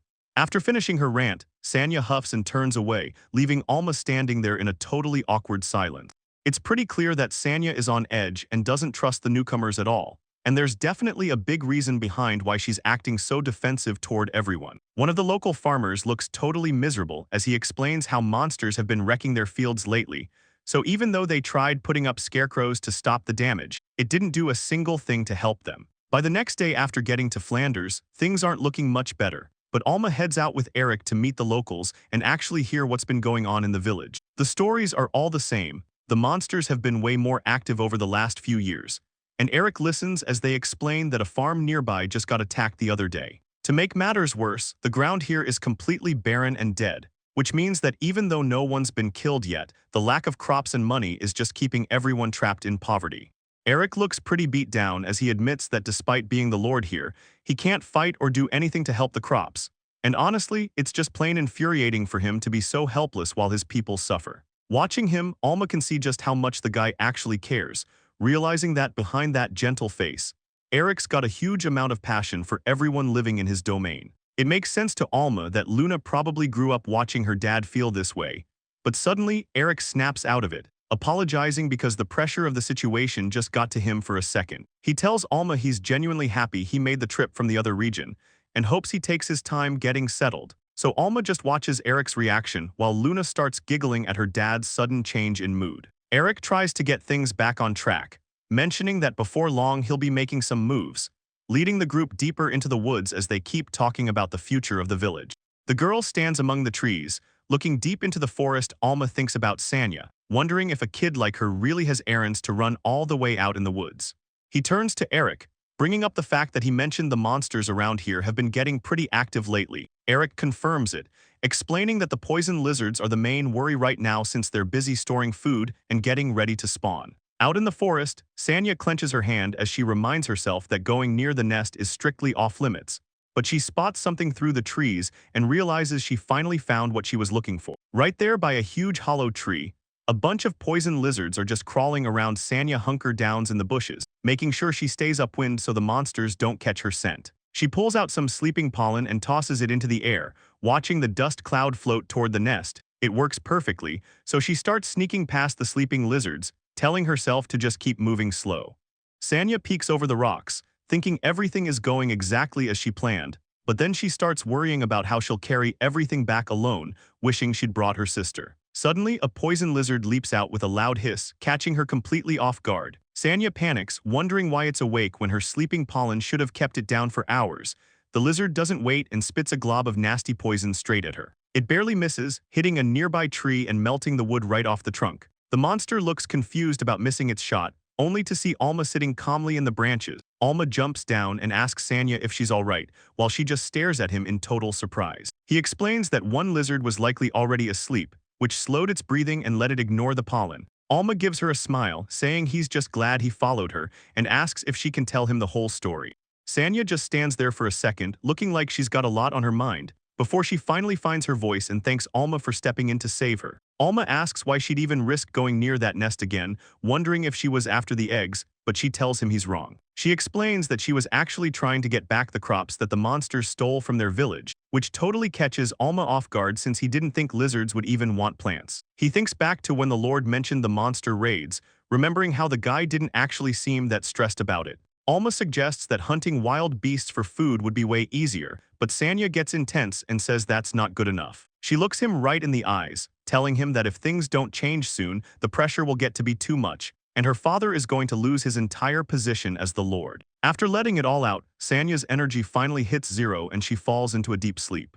Eric stands in his office with his back to Alma, realizing that Sanya must have already spilled the beans about their situation, turning around to face him. He admits that it won't be long before he's stripped of his title as the Lord. Alma just stares back, thinking to himself that the girl actually only told him a tiny bit of what was going on. So Eric keeps going, explaining to the whole group that their territory hasn't been able to pay any tribute to the crown for years now. He talks about how they were supposed to send crops to the capital every year, but bad harvests and monster attacks ruined everything, leaving the higher-ups at the capital whispering that he's just not cut out for the job anymore. He looks down, mentioning that an investigator is showing up in just 3 days and he was hoping to have a harvest ready by then. But the monster problem has only gotten worse lately, with creatures constantly wrecking whatever they try to grow. It all finally clicks for Alma. He sees why Sanya was being so reckless trying to deal with those monsters herself. Alma raises a hand, telling Eric that he might have a temporary fix for their problem. Alma tries to help out, asking if they could just buy crops from other towns to use for the delivery. But Eric's wife, Mabel, steps in and explains that they already thought about that. She shows them the storage, saying they need 5,000 gallons of crops, but even if they took every last bit from the whole territory, they'd only have 1,500 plus. Everything has to be at least grade B quality, and they just don't have the money to buy that much from anywhere else. Eric looks completely defeated, mentioning that with only 3 days left, he's totally out of options and knows he'll probably be exiled or charged with hurting the country's interests. But Sanya suddenly yells out that her father did nothing wrong. Eric just looks at her, but Sanya is clearly fed up. She turns on Alma's group, telling them they've seen plenty of people show up acting like they want to help. She explains that advisors usually just talk a big game to trick her dad since he's so nice, only to steal their money and run away, leaving them stuck with barren land that's constantly being destroyed by monsters anyway. Sanya keeps yelling that none of this is her father's fault and that there are just too many bad people out there. She breaks down, clutching her head and wondering why her dad has to be the one suffering like this. Eric calls out her name as he stands over her, watching his daughter sob on the floor while he gently pats her head. He tells her he's proud of her for getting angry for him, but explains that being a leader means believing in people and taking responsibility when things go south. Luna just watches them with a pained look, feeling the weight of the situation as she looks from her father to her sister. Alma stands by the door taking it all in, wishing he could have made it back sooner to help out. He realizes they need 3,500 gallons of crops to fix this, a number that clearly hits him hard, especially since he knows his own item box doesn't have anywhere near that amount of food stored. Looking at the family huddled together in total despair, Alma decides he just wants to find a way to make them happy again. Eric looks up at him, admitting he has no right to ask for help when he can't even offer a reward, but he's clearly at the end of his rope. Eric looks down, looking pretty crushed as he asks Alma to look after the people here once he's gone. He wants Alma to share his wisdom with the village for whoever takes over as the next lord, and he admits the place is struggling, but says it's only because he was a fool of a leader. The people living here don't deserve to suffer for his mistakes. Alma just stares at him, realizing that even when Eric has lost everything, the guy is still only thinking about the safety of his people. Suddenly, Alma looks Eric right in the eye and tells him he can handle it. Eric's eyes light up and he can barely believe what he's hearing, asking if Alma is actually serious. The guy lets out a massive sigh of relief, saying he can finally relax knowing the territory will be okay even after he's forced to leave. But Alma stops him right there, saying there isn't going to be an after because he's not letting Eric go anywhere. He knows it might be a bit selfish, but he's already decided to step in. He opens up his item box right then and there. A bunch of stuff starts dropping out of the air and hitting the ground with a loud thud, and Eric just sits there on the floor, completely stunned. He looks up at Alma, totally confused and asking what on earth is happening. Alma gives him a calm smile and tells him that in just 3 days, he'll have everything sorted out so Eric can fix this mess. He's determined to make sure this man stays in power as the Lord. To do that, he knows exactly what he needs to produce 3,500 gallons of crops to save the day. Alma looks over the pile of goods and says the quality seems fine to him, but Eric is just standing there completely floored by what he's seeing and unable to find any words.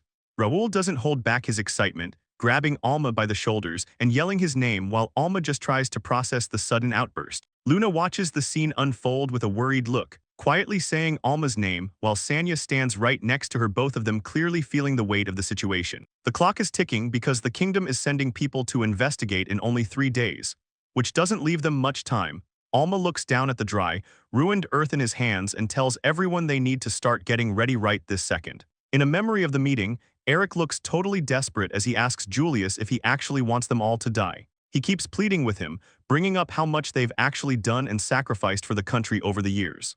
Eric calls the whole situation outrageous and begs him to think about the territory, and more importantly, the people living there who have nowhere else to go. But Julius isn't moved at all, calmly explaining that if you look at a country like a living thing, you have to be willing to cut off the infected parts to save the rest. He makes it clear that if they don't make the hard choice to get rid of the struggling areas, the entire country is going to end up doomed.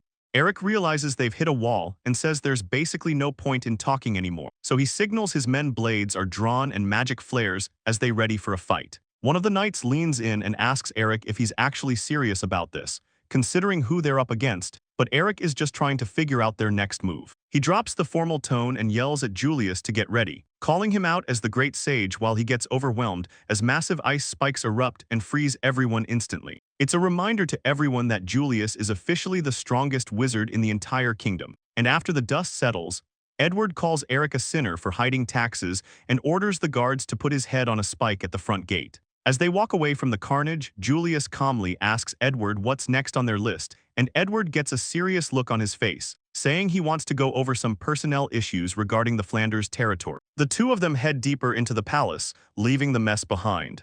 The sun shines over the massive palace walls as Julius walks through the quiet garden paths, looking like he's got a lot on his mind, while he turns to Edward and asks for an update on how things are looking over in the Flanders territory. Edward admits that while the harvest is almost ready for delivery, the remote location makes it a huge headache to get everything organized on time. But Julius doesn't seem worried at all. He just nods and says everything is moving along exactly according to his plan. Edward points out that despite being so far away, Flanders is a strategic chokepoint between the Western empires, so they have to keep it under their thumb in case things go south. And then he makes it very clear that if the local lord tries to block them, he should just be eliminated without a second thought. He closes his eyes and tells his subordinate that he's trusting him to handle the rest of the dirty work however he sees fit. Cut to the edge of the territory, where a guy named Cedric finally arrives, looking around at the trees and noting that he's officially in Flanders.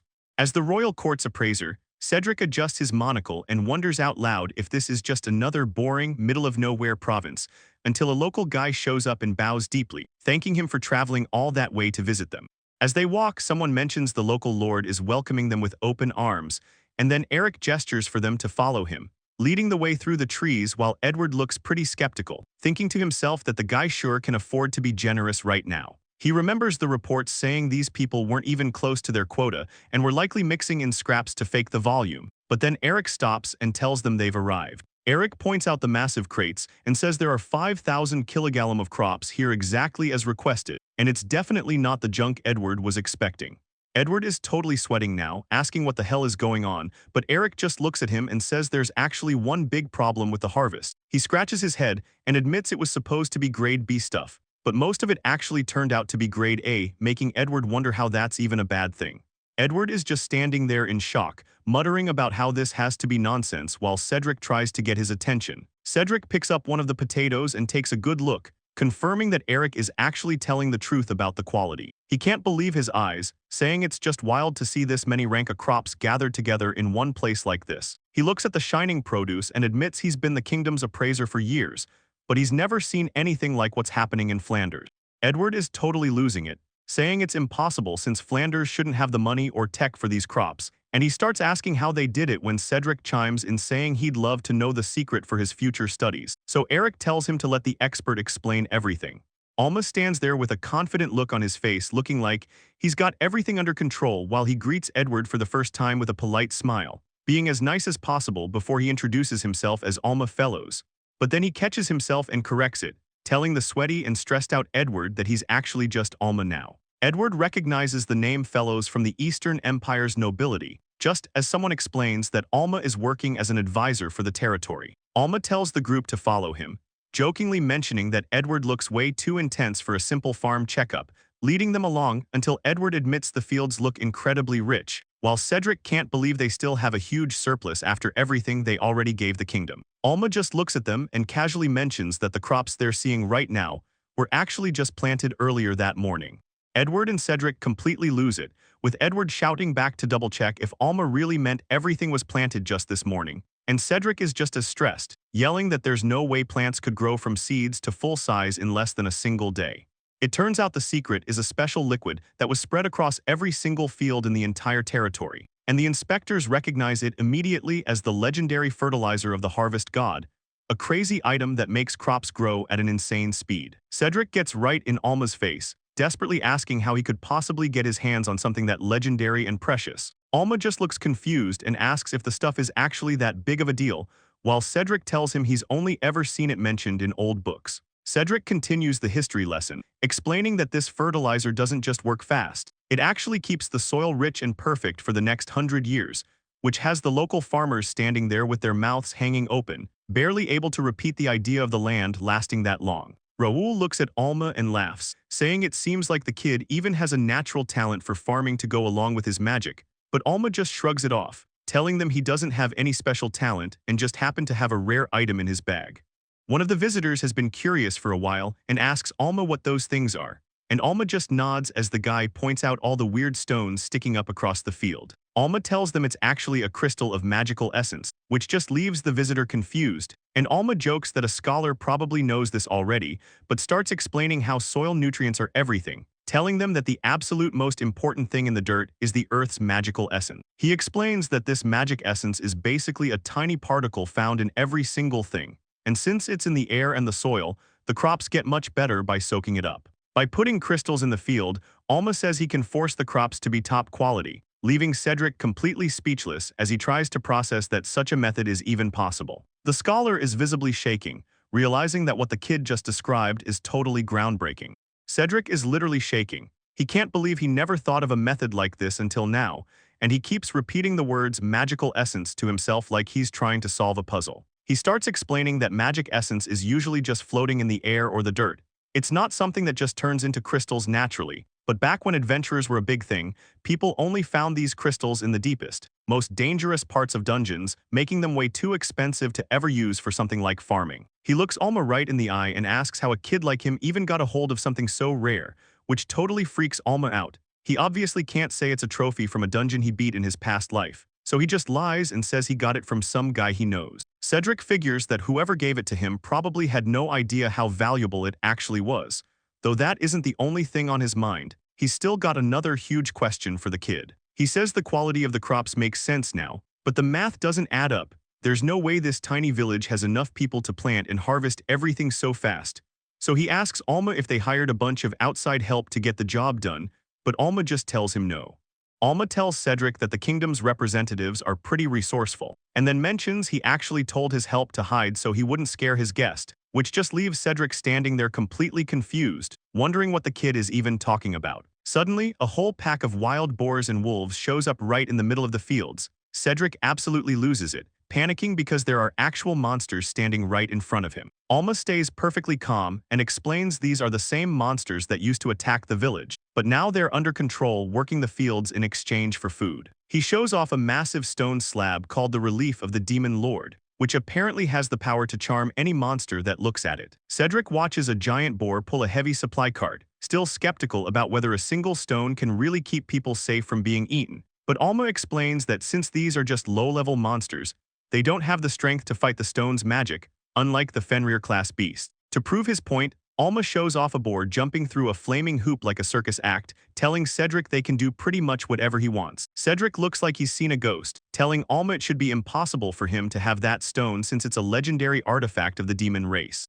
Edward is visibly sweating and looking stressed out. He thinks to himself how the demon race would never let a legendary item like that go because of their pride, making him spiral even more as he wonders why someone in a middle-of-nowhere place like this would have it. He can't wrap his head around how a young kid like Alma managed to get it, so Alma tries to smooth things over with a casual smile, telling them he gets why they're surprised, but they can relax because the monsters follow every order they're given. Suddenly, Cedric starts sobbing into a handkerchief and says the whole thing is just amazing, which leaves Alma standing there completely confused by the guy's reaction. Cedric goes on to say he never imagined anyone could actually turn monsters into a workforce like this. He thinks it's the perfect fix for a tiny territory that's running low on people. And as Cedric continues to cry and dab his eyes, Alma can only watch and wonder if all appraisers are this sensitive about their work. Moving on, Cedric turns to his companion and asks Edward if he doesn't agree with how impressive the whole situation is, leading Edward to admit that the Flanders territory has gone through a massive transformation. He notes that just a few days ago it was a boring, plain area, but now it's something else entirely. While Alma looks up at him, Edward mumbles under his breath that he needs to get a report out about this as soon as possible. Later on, Luna looks pretty down, mentioning that people are starting to question if her father is even fit to be a lord anymore. Someone quickly tells her that's not the case at all. Cedric gives a confident smile and tells them that since he's a court appraiser, he's going to recommend the council uses this village as a model to show everyone else how it's done, which means if everything goes according to plan, the kingdom might actually step up with some serious support. Luna and Eric can hardly believe what they're hearing as Raul starts cheering and tells Alma he actually pulled it off. Alma is pretty flustered by all the praise, especially when Raul brings up how much Eric helped too. Meanwhile, Eric just stands there in total disbelief at how much things have changed for the better. It's almost too much for him to process, and he starts breaking down in tears, saying he'd completely given up on having a future with everyone until just a few days ago. He's clearly overwhelmed, so Raul gives Alma a huge smile and makes sure to thank him for everything he's done for the territory. Alma just watches him, feeling a bit awkward about the attention while Luna watches them from the side. She thinks to herself that Alma is honestly amazing because she never thought they could actually turn the whole situation around in just 3 days. But Sanya chimes in and says that Alma is just different. Luna looks over at her, a bit caught off guard by the comment, so Sanya explains further with a gentle look on her face, saying that Alma isn't like any of the people who have come here before him. Luna looks down and blushes, quietly agreeing with her sister as the weight of everything Alma has done finally starts to sink in. Alma stands outside looking up at the sky, wondering what this weird feeling is. Everything was supposed to go well, but he can't help feeling like something's off. It's this nagging sense of discomfort that he can't explain, and it's making his chest feel restless as he wonders if he messed something up. Meanwhile, inside the carriage, someone mentions how amazing the Flanders territory turned out to be, so Cedric chimes in, saying he never expected the place to be so developed before they even got there. Edward keeps a serious face and agrees that it's the truth, and then a whole week passes by after Edward and Cedric make their way back home. The territory has totally transformed because the monsters have been helping out with all the construction and road work. One of the local villagers spots a wolf monster running over and greets it like an old friend. The lady asks if it's finished working and offers it some food, showing how the residents who used to be terrified have finally gotten used to having them around. Alma shows off his item box magic in the middle of the fields, making a black cube float right in front of a local farmer who looks totally stunned by what he's seeing. The farmer can't believe his eyes and asks if Alma can just keep making that stuff endlessly, but Alma lets out a sigh and says no, explaining that the space inside depends on how much magic power someone has, so it changes based on that. Watching all this, Luna's sister looks pretty annoyed and mutters about how it's just not fair. She starts complaining about how she always had to carry heavy water around until her whole body was sore. And it really bugs her that Alma is just casually using high-level magic she can't even use herself. Luna doesn't go easy on her though, telling her sister it's not Alma's fault and that she's just physically weak because she's always hiding in her room. Luna keeps going, pointing out that her sister grew up without any skills other than magic and is even terrible with directions, though her sister tries to defend herself by saying she studied magic a ton. Eric sees things getting a bit tense and awkwardly suggests they should probably just leave it at that. So Alma just stands there thinking as Eric admits that, regardless of the effort, having magic like that really does feel like a cheat code. Alma turns to Luna and asks if she wants to try learning the magic for herself, which completely catches her sister off guard as she repeats the words item box out loud, looking like she's finally found a goal to work toward. The two of them head inside to Luna's room, which is basically just a massive private library filled to the brim with books. Alma looks around the place a bit surprised, commenting on how this is actually her room, and he notices that there are high-level grimoires scattered all over the floor like they're nothing. Luna's sister starts to get a bit fidgety and tries to explain the situation while Alma just watches her. She gets into the technical side of things, explaining that the item box skill actually has two strict requirements, the first being a magic power stat of at least 1,000. Then she holds up 2 fingers and adds that the second requirement is the ability to use spatial teleportation magic. But since she thinks her own power is only at 600, she realizes she's still short by 400 points. Suddenly she decides she's going to go hunt monsters in the forest to level up, forcing Alma to grab her and tell her to slow down. Alma looks up with a grin and says since they're already here, they might as well use a secret weapon, leading to Luna's sister looking back at him totally confused as she asks what he means by a secret weapon. He pulls out a glowing fruit, and she recognizes it immediately, asking if that's really a golden apple. A quick breakdown shows it's a rare fruit from a sacred tree that boosts mana. Alma tells her eating it adds 500 to her total. She stares at the glowing thing like she's not sure about it, asking him if she really has to eat it, so Alma asks if golden food just doesn't look good to her, offering to find another way if it feels too weird. She just smiles and says she isn't about to start doubting him now, taking the fruit into her hands and taking a big bite. She looks completely shocked and blurs out that it's actually delicious. She starts going on about how it's perfectly sweet and refreshing, with the sourness balancing everything out just right. Alma admits he's had one before and it was great. Even though the boost caps out at 2,500, he still finds himself wanting more.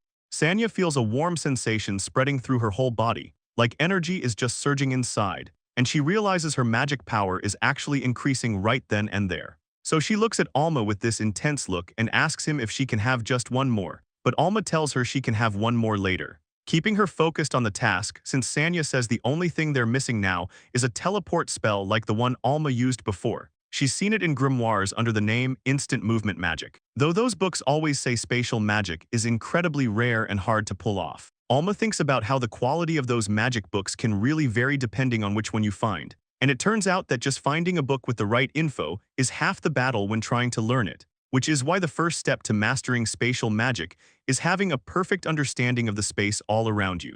Alma goes over the basics, thinking about how teleportation works by swapping the magical essence of a destination with where you're standing, which is why Sanya mentions that using a familiar spot makes the whole thing a lot easier, and Alma totally agrees with her. Sanya explains that the trick is making the distance between those 2.0 for just a split second during the swap. Even though it's pretty complicated to actually do, you have to perfectly picture yourself landing at those coordinates to really master the spell. She admits the whole concept is a lot to take in, but she's still down to give it her best shot, so Alma cheers her on. Since she's still learning, Sanya asks Alma if he can show her an example of how it's supposed to look, and Alma decides they should start small, picking out a short distance across the room as their target for the first try. They keep at it for a while, with Sanya pushing him to keep going and try the move again and again, until Luna suddenly bursts in to let them know the tea is finally ready and they should probably take a break. But while Sanya is just sitting there looking completely wiped out, Alma is already popping back and forth across the room like it's nothing. Sanya stands there looking pretty lost. While Alma tries to figure out how to even explain the crazy situation he's in, he figures it is what it is, and they both just sit back for a second with some hot tea. Sanya looks totally drained from the practice, so Alma tells her there's no reason to rush if she doesn't get it right on the first try, because even though Luna has a natural feel for magic, it's still better to take things slow when you're learning how to move energy around. He remembers his own training back in his previous life. It actually took him a whole month just to get the hang of it, so he tells her to just take it easy, and she looks down and says she gets what he's saying. But Sanya isn't about to quit, and she suddenly puts everything she's got into one more try while Alma watches from the side. She ends up tumbling over, but she looks up in total shock, asking if she actually just managed to pull the move off. Alma's eye goes wide.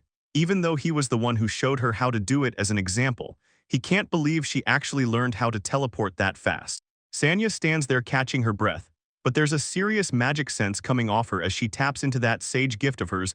Alma knew Luna was going to be a natural at this, but Sanya looks up and asks if she just pulled off the item box move. Alma smiles and tells her she'll be a pro with it soon if she keeps practicing, so she takes a sip of her tea and just nods, looking pretty satisfied with how things are going. Looking at her, Alma realizes she actually just loves magic for the sake of it. He starts thinking about how Luna is such a fast learner for her age and probably the best student he's ever had, but Sanya tells him she really doesn't want to hear that from a genius like him. She starts explaining that she was actually deep into studying magic long before she ever even got her official gift, and it turns out her great-grandfather was a legendary mage in the kingdom, so their house was always packed with magic books. She's basically been obsessed with learning new spells since she was a little kid, and Alma can see that her passion for it hasn't faded one bit as they finish up their break. Eric starts telling Alma about their history, mentions how their family used to live in the royal capital back in the day, but it turns out his father got completely fed up with all the constant drama and fighting between the nobles. To keep everyone safe, they moved out to this territory where their ancestors were from, and it's pretty clear those noble disputes were a total nightmare to deal with. Alma looks on, realizing that Luna and her family have actually been through a lot of struggle to get where they are now, but Eric says the people living here were amazing. They welcomed them with open arms from the very start. He explains how they'd sit and listen to his father's story, and the locals even teamed up to build them a proper house because they felt a lord shouldn't be living in a dump. Sanya looks up with a serious face, says that's the whole reason she's so determined to return the favor to everyone in the territory. Alma just watches her as she stops for a second, then she gives him a really warm smile and thanks him directly for all the help he's been giving them lately. She knows that with the item box magic he's teaching her, they'll be able to do so much more for the people than they ever could before. Alma thinks about how Luna always calls him unfair, but seeing Sanya's warm smile makes him feel like she's the one being unfair. He looks around at the village and thinks that once he finishes teaching Luna the right magic, the territory will be in a great spot, convinced she'll be able to handle just about anything that comes her way without needing him to step in. It's a bit of a lonely thought, but he wonders if the land might actually be better off if he wasn't there, right when a sharp noise catches his ear. Sanya asks what's up, and Alma tells her things are getting way too noisy outside all of a sudden, so he asks what's going on just as Luna rushes over, looking completely terrified and trying to explain the situation. Someone outside starts yelling for Eric, the Lord of Flanders, telling him he needs to come with them quietly. Eric is standing there in total shock, asking why on earth this is even happening while a group of knights closes in on him. The knight accuses him of using monsters for his own gain, leaving Alma and the rest of the family frozen as the soldiers charge Eric with treason against the kingdom and order him to face trial in the royal capital immediately. It's already been 3 days since the knights hauled Eric away to the capital, leaving everyone in a state of waiting and wondering, so Alma keeps himself busy feeding the village animals to keep his mind off things. Luna tries to stay positive, telling herself and the others that everything is going to be okay despite the heavy vibe hanging over the village. She calls out to Alma to get his attention, and he reminds her that her dad said he was just going there to explain the situation. He tells her that if he's innocent, he just needs to stay calm and stand his ground, and she agrees that's the only way, clenching her face and promising that they're going to protect the territory themselves until her father gets back. Later on, Alma and Luna are hanging out with Raul when Raul notices someone and mentions he's finally back on his feet. Luna yells out his name, but Alma is focused on the man's arm, Asking what happened to cause such a bad wound, a villager stands there looking totally drained with his arm wrapped up in thick bandages. The other neighbors gather around and ask what happened to him, sensing that things are about to get even worse. The injured guy is shaking as he tells them they got jumped by the kingdom's army out in the forest, and he's convinced those soldiers are planning to take over the whole territory while Eric is away. Raul tries to play it down, telling Alma he's probably just overthinking things. But Alma isn't so sure. He can't stop thinking about why the army would be involved right now. He looks closer at the man's arm and notices the wound looks more like a claw rip than a sword cut, plus there's some weird powder all over his clothes. The guy starts begging for help, crying out that his wife and kid are still trapped out in those woods. Alma doesn't hesitate for a second, telling the man he's on it. He tells everyone they're going into the forest to check things out and asks Sanya to keep an eye on the man while they're gone. And as they head in, Alma realizes the army was likely just an illusion. Raul is confused, but Alma explains it's a monster that uses toxic powder to make people hallucinate whatever they're most afraid of. Alma realizes the people living here are probably losing it because they're seeing fake versions of the kingdom's army, and he can't help but wonder why anyone would ever bring their family into a place this dangerous. Raul suddenly calls out as they find two people completely wrapped up in thick white webbing, hanging there like they've been caught by a predator. Alma points out they're totally out of commission while the group tries to figure out their next move. Right then, a whole group of armored soldiers with glowing eyes shows up out of nowhere. Surrounding them, Raul starts to panic, asking Alma if he's absolutely sure these guys aren't real. He's shaking and can barely even talk because he's so freaked out, especially when a massive Fenrir wolf appears right in front of them. Raul gasps out her name, but Alma stays chill, telling him it's just another fake image based on what they're afraid of. Raul tries to clarify if the wolf and the soldiers are all just fake, but Alma shuts that down real quick and says no, because turns out the real monsters are actually hiding inside the illusions, striking while their targets are distracted by the fakes. Raul starts to get pretty nervous and asks if they really have to fight that whole army. Alma just stays cool and tells him it looks like it, because standing right there is a guy with a serious face and a high-collared coat, looking like a total pro. Alma realizes the forest is bringing up people's fears, and he admits this guy is the last person he ever wanted to see. Suddenly, Raul draws his sword and shouts that something is coming their way. The giant Fenrir wolf leaps through the air with its claws out, while Raul braces himself for a direct hit. Alma just stands there watching the wolf charge in, not even flinching at the massive beast because he knows that no matter how good these illusions look, they can't actually use the real person's ability. He pulls out a glowing orb of magic, figuring that even if a monster can hide what it really looks like, his search magic can still sniff them out. He activates his search sense, casting a huge grid over the trees, and just like that, he finds it. The real monster is hiding right there on a tree trunk. Alma doesn't waste any time and fires off a massive blast of advanced wind magic to clear the area. And as the dust starts to settle, Raul notices the illusion is finally breaking apart. But Alma suddenly spots something and yells at Raul to look up, because a dark shadow is dropping straight out of the trees right on top of them, and it turns out to be a giant, creepy moth monster that lets out a loud roar as it attacks. So Raul screams out for Luna, but Alma is already on it, summoning jagged earth pillars to block the hit. Luna just stands there staring at him. She can't believe he's just casually using high-level magic like it's a total joke. Raul thinks the whole fight is over and says that should settle things, but Alma tells him he's wrong. He turns toward a scared man holding his family and asks if the three of them were trying to skip town, and the man just looks back at him totally confused, asking what Alma even means by that. Alma starts putting the pieces together. The fact that these people chose the dangerous forest over the main road, and considering they were seeing illusions of the kingdom's army, he realizes they must be running from something. Then the man mentions a rumor that a guy named Great Sage Julius was the one who framed Eric, which just makes Alma ask who that actually is. Turns out Julius is the strongest wizard in Familia and basically runs the entire country, a cold, merciless prime minister who destroys anyone that gets in his way. He even executed a lord recently just on a hunch and took over his land in days. Sanya looks up at her sister with a worried face. The vibe is getting pretty heavy as the man keeps explaining that since Alma is an outsider, he doesn't know how scary Julius is, and they never know when the army might show up. So the man admits he always thought it was a bad idea to use monsters for labor like they do in this territory. Suddenly, someone yells out that he's being incredibly selfish. Alma looks back to see who's shouting, and it's Luna looking totally fed up. She calls him out for saying that after everyone just barely made it out alive together. Luna gets right in the man's face and asks if he's really planning to dump all the hard work on Alma.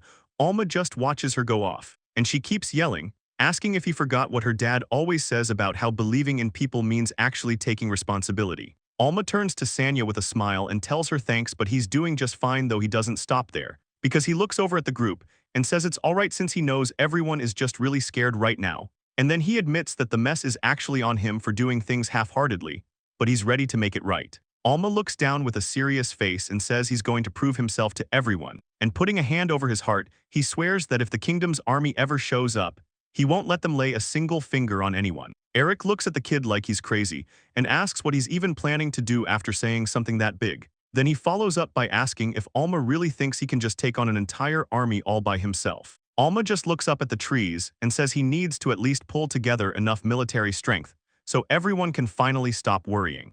Alma looks pretty confident as he tells the group not to worry because he's already got a plan, and he starts heading out, waving while telling them he'll be gone for a bit and to keep an eye on things, even as someone tries to call him back. Meanwhile, some high-ranking officials are looking at legendary items like the fertilizer of the harvest god and magic crystals, noting that no normal lord should ever have stuff this rare. Edward points out that there's a kid involved who seems linked to the Empire, and they've even found a relic that belongs to the demon race. He figures it's pretty obvious that the Flanders territory has either teamed up with the Empire or made some kind of shady deal with a powerful demon, but Julius tells him to slow down and not jump to conclusions yet, and Edward just agrees. Julius taps his hand on the desk and asks how Lord Eric is doing lately, which leads to a report that Eric is just sitting quietly in a jail cell claiming he's innocent, while someone just hums at the news. Julius stares off, whispering Eric's name to himself like he's calculating his next move. He tells them to make sure they treat Eric with respect, because the man might actually be perfect to use as bait. The full moon hangs over the building while someone sighs, thinking about how they're just being used like a pawn and back inside. Luna is tucked in and looks like she's out cold next to her teddy bear. But it turns out it was just a cover, because she's actually outside near the trees looking pretty determined as she sneaks through the woods under the moonlight, trying her best to stay quiet and not get noticed. Suddenly, she runs into Raul and Sanya waiting for her, and Raul asks what she's even doing out so late, making Luna totally freeze up. She can't believe she just got caught by Sanya and Raul at the same time, and she's standing there trying to figure out how they knew since she was just in bed a minute ago. Sanya doesn't hold back and calls her out, saying she knew Luna was just pretending to be asleep. And then she tells her sister she's been acting really weird ever since she heard the name Julius, like she's got too much on her mind. Sanya asks if she was really going to try and take down Julius all by herself, noting that Luna has always been way too reckless, leaving Luna standing there in total silence. Luna suddenly bolts into the woods, leaving Sanya standing there completely caught off guard, and Sanya yells out, asking why she's even running away, while Raul just watches the whole thing go down. She keeps calling out for her sister to stop, but Luna is already heading deep into the trees, and Sanya looks totally stressed out, screaming for her sister again as she tries to keep up with her. It doesn't last long though, because Luna ends up face down on the ground, leading Raul to joke about how she has absolutely no stamina. Luna catches her breath and tells them that she actually only met the guy one time, and she starts thinking back to the gift-receiving ceremony at the big temple, remembering how everything changed when the sage title was announced in front of the huge crowd. And then this tall, creepy guy in a mask showed up right in front of her. He looked her right in the eyes and told her his name was Julia. Luna stands there looking totally confused, especially when a voice calls out, calling her a great sage. Julius leans in close, telling her it's pretty obvious she's got some serious talent. He looks her right in the eyes, telling her to come work for him, promising to give her anything she wants. Luna looks at his hand, reaching out, realizing that heading to the kingdom is the only way her dad gets saved. She knows her dad wouldn't actually be happy being freed like this, but he'd be safe, and that's all that matters. With a look of total focus, she tells everyone to just stay out of her way. Suddenly, she fires off a lightning ball right at the ground, creating a massive explosion of light that blinds everyone. Sanya struggles to see through the flash, screaming out for Raul as the dust kicks up everywhere. Raul just smirks through the smoke, mentioning how he can track anyone just by their footsteps, even if he can't see a thing. Luna is completely caught off guard, as Raul warns her not to underestimate how fast the Night of Gale can move.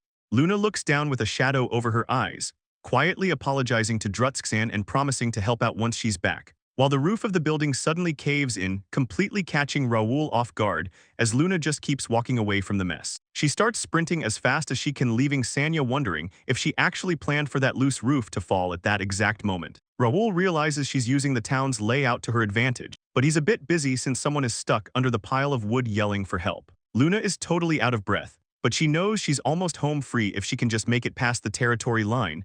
Only a massive spell called Seed of the Sky Tree goes off, and giant wooden pillars burst from the ground to block her path entirely. Someone yells out that they finally have her cornered, and Luna stops in her tracks as she sees Sanya standing right there. Sanya looks pretty upset with the whole situation, telling her sister to just be a good girl and stay put for once. She tries to calm things down, suggesting that the best thing they can do is just wait for Alma to show up together. Sanya looks away while telling her to just talk to him, leaving Luna standing there feeling completely lost about what to do next. Luna gives a soft smile while looking back, quietly thanking Alma for everything he's done so far. But the moment is cut short as she asks for help with the territory, and a strange light starts glowing from her body. Raul is completely shocked to see her actually teleporting, even if Alma mentioned she can only move a few inches at a time. He just stares at her with a nervous look, thinking she's a total genius for pulling off a move like that right now. Things get tricky as Raul looks around the woods. It's pitch black, and he has no idea how they're supposed to search the forest. Sanya stands there looking pretty annoyed, telling Raul that her sister is always acting like this, and explains that once she gets an idea in her head, she just rushes off without listening to anyone, which usually leads to her getting lost. She seems frustrated because her sister insisted that Alma was someone they could actually trust, and suddenly she just loses it, screaming at the top of her lungs that her sister is a complete idiot. She yells that she doesn't even care if her sister gets lost again, leaving Raul standing there just thinking about how crazy loud her voice is. One of the officials finishes up the conversation, saying he'll get everything sorted out, making sure all the arrangements are in place. He looks down at a small object in his hand and asks what that kid's name was again, as the scarred man next to him takes a second to think. He describes him as the boy who gave advice to the local lord and even handed over some rare items, and finally settles on the name Alma Fellows. Meanwhile, out in the woods, Alma is standing tall, clearly focused on finding someone. He calls out to the empty air, saying the other person is still great at hiding their presence, admitting it took him until sunset just to track them down. The massive wolf Fenrir suddenly shows himself, mentioning how weird it is for the kid to be the one hunting him down for a change. Alma doesn't miss a beat, telling the giant wolf that he actually came out here because he needs to ask for a big favor. He stands his ground right in front of the beast's snout and calls out the name Fenrir, getting his full attention. With a completely serious look on his face, Alma tells the lord of the forest that he wants to fight him. Fenrir sounds pretty surprised by the request, asking if he's actually serious about a fight, but Alma just gives him a firm yes. Alma stands his ground and tells the giant wolf they should fight, and he really means they should go all out, even suggesting that they both put their lives on the line for this battle. Fenrir just looks at him and says there's absolutely no reason for them to do something like that. He admits he owes the kid a favor, but thinks dying in a fight is way too much. And besides, he's been busy trying to find his son since this morning, so he tries to turn Alma down by saying they can talk later. Alma gets a serious look and says he doesn't have the luxury of playing it safe. He suddenly lets loose a massive attack that blasts a huge hole right into the side of the mountain. He keeps moving fast while the rocks around them just start falling apart. Fenrir asks what's going on, saying Alma isn't the type to do something this dumb without a reason and demands to know what's up. Alma asks if he's heard the rumors about Eric being caught by the kingdom, since the wolf lives so close to where the people are. Fenrir thinks back to the rumors about how the Lord supposedly worked with monsters to plan a rebellion, and Alma looking down admitting that he actually feels a bit responsible for everything that happened. So Fenrir explains that he's the one stuck with the job of proving Eric never wanted to rebel. He's been thinking of ways to do it, and Alma suggests that maybe giving the kingdom a rare young monster might prove the Lord's loyalty. Fenrir catches on and asks if he's talking about his son, but Alma just calls it small talk, while asking if that's finally a good enough reason for them to start their fight. Fenrir suddenly says he's just gotten too old, which catches Alma completely off guard. The giant wolf bares his teeth and snaps that he's getting way too old to just sit back and overlook how dark Alma's heart has become. Everything changes instantly as Fenrir finally stops holding back, letting out a massive burst of energy. Alma's eyes go wide as he realizes Fenrir just vanished into thin air, only to have the massive wolf show up right behind him. Fenrir is actually stunned because he was sure he caught the kid by surprise, but Alma is standing there perfectly fine. It's like the attack didn't even touch him. The kid doesn't waste any time and starts calling out some advanced wind magic, looking to level the whole area with a massive move he calls High Storm. As the wind dies down, Alma just nods to himself and says he finally gets it. He looks over at Fenrir and asks if that was the shadow escape move he just saw, while he pieces together how the wolf is jumping from one shadow to the next to dodge. Alma scratches his chin, admitting he honestly thought he had him with that last hit, but Fenrir is the one truly impressed, thinking about how this kid's magical power is just on a whole different level. Fenrir realizes he's not going to win a straight-up magic fight against Alma, so he decides to switch things up, telling the kid that no matter how much power he has, he's still just a wizard. The giant wolf calls out a move called Shadow Eater, and suddenly these dark beast-like shapes start crawling right out of the shadows. Alma watches them appear, realizing that the shadows themselves are turning into weapons as multiple claws slash at him from every direction. Alma keeps his guard up, thinking about how annoying it is that these attacks show up with zero warning. He knows if he gets too distracted by the shadow beast, the real Fenrir is going to jump in for a finishing blow when he least expects it. Fenrir actually praises him, saying the kid is way more cautious than he originally thought, but Alma just plays it cool. He notices the main body is staying back on purpose, and he can tell the wolf is definitely. Alma explains that his reaction magic barrier is a custom trick he built by mixing detection and defense magic together. The way it works is pretty simple. It senses an attack coming to calculate the damage, and then automatically makes a barrier strong enough to stop it. While this is active, he doesn't have to worry about getting caught off guard by any surprise hits, but the spell is so complex that it burns through a massive amount of his energy. He's moving fast through the shadows, knowing that there's no way he can keep this barrier up forever. The shadow wolves keep lunging, and it's getting obvious that Fenrir is actually better than him in almost every combat stat. She just hasn't been playing aggressive yet. And if she keeps using her speed and numbers to control the fight, she can just buy time until he's totally out of juice. Fenrir is staring him down, making Alma realize she could just overwhelm him with tactics and end it right here. He knows he has to switch it up, so he starts casting physical enhancement magic, instantly boosting his physical strength and his stamina to keep himself in the game. He isn't done yet, though. He follows that up by cranking his agility and reaction speed as high as they can go. Alma keeps the momentum going, instantly triggering an evasion boost to help him move faster, but he doesn't stop there, quickly stacking up his defense and his durability to make himself even tougher. On top of that, he kicks in enhanced vision and presence detection. Fenrir watches him, shocked that he can chant all these spells at once, noticing that he's layering every single enhancement he has just to close the gap between them. One of the shadow wolves lunges forward with its jaws wide open, but Alma is ready for it. The pack swarms him from every side, yet he stays calm in the middle of the chaos. He blurs through the air, dodging claws by inches as his new speed makes him almost impossible to hit. Turning the defense into a counter, he swings a heavy kick that connects solid, and then he puts his whole weight into a follow-up punch to keep the pressure on. Fenrir stares him down, looking pretty impressed, and says she thinks it's finally time to get serious. Alma stands his ground, looking out at the massive wolf perched on the rocks across from him. He gives her a little smirk and tells her to quit holding back and show him her real strength already. Alma keeps pushing, asking if this is really all she's got, which just makes Fenrir call him a total monster. Fenrir admits to herself she didn't think he could actually handle her shadow army head-on like that, but she looks up at the sky, noticing that the timing for what's coming next is actually perfect. Everything starts to shake with a loud noise, leaving Alma standing there wondering what the hell is happening. He looks toward the horizon and realizes the sun is finally starting to peek over the edge, and then Fenrir just grins, telling him that everything is about to change from here on out. The whole area gets covered in this crazy dark energy as she announces that he's stepped into her domain. Everything takes on this ancient, legendary vibe, like they've stepped right into the old stories of Fenrir herself.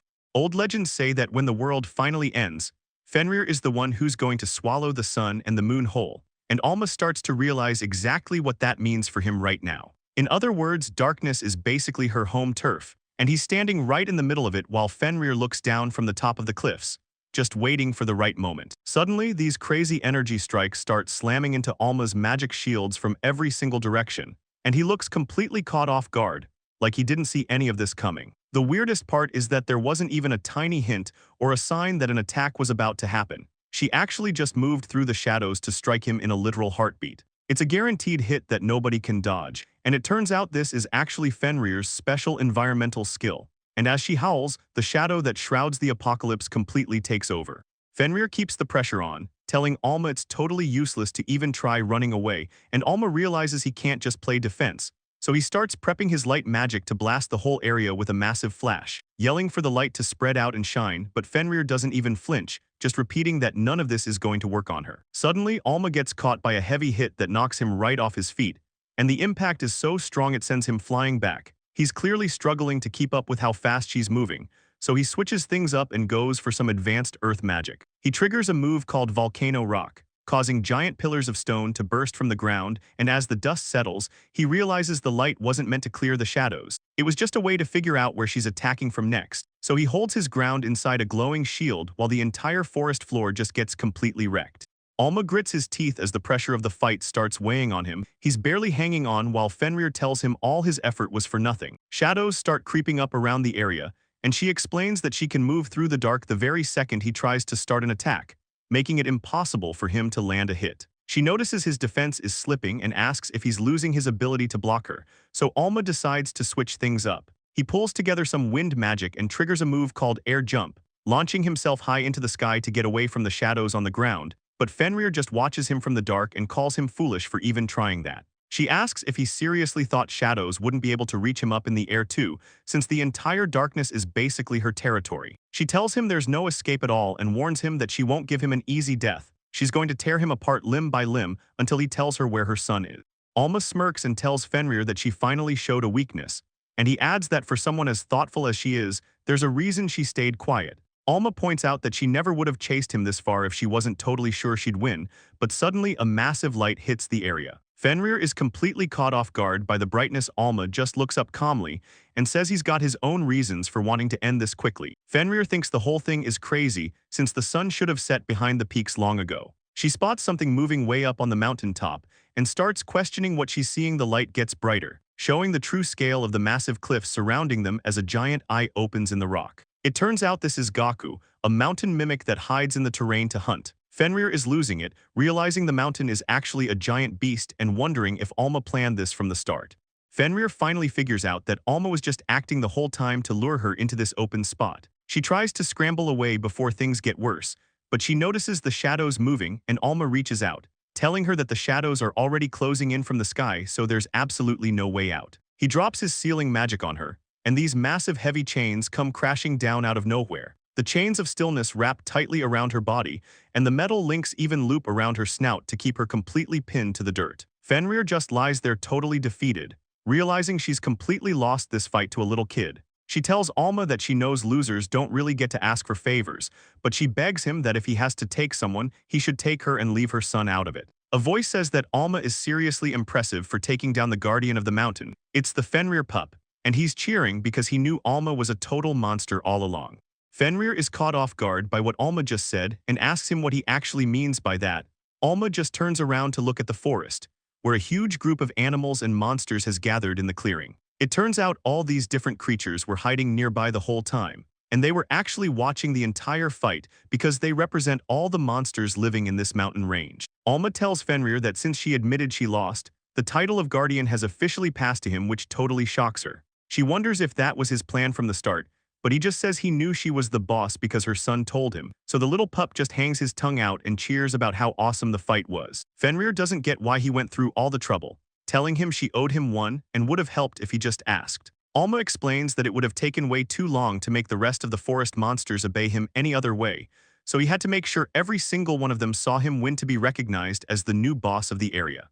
Alma keeps explaining his plan, saying that taking down the former guardian at her full strength was the fastest way to get results, since handing over a rare monster's kid to the kingdom would prove his loyalty, making Fenrir realize he was just baiting her into a fight. She watches him closely, thinking to herself that she really can't figure this kid out at all. Suddenly, Alma drops down to the ground and gets into a deep bow right in front of her. He looks down at the dirt with a really serious face and tells Fenrir he's truly sorry for everything, admitting he totally betrayed her trust just to get the power to protect his own land, even though he knew it meant hurting her. He tells her he isn't even going to ask for forgiveness yet, but he promises he'll find a way to pay her back for it one day. Alma just looks up and asks her to please try and keep her cool for now, which leaves Fenrir just staring at him, thinking about how weird this kid actually is. She stands there over him, finally asking what he thinks he's doing by acting like this after everything that happened.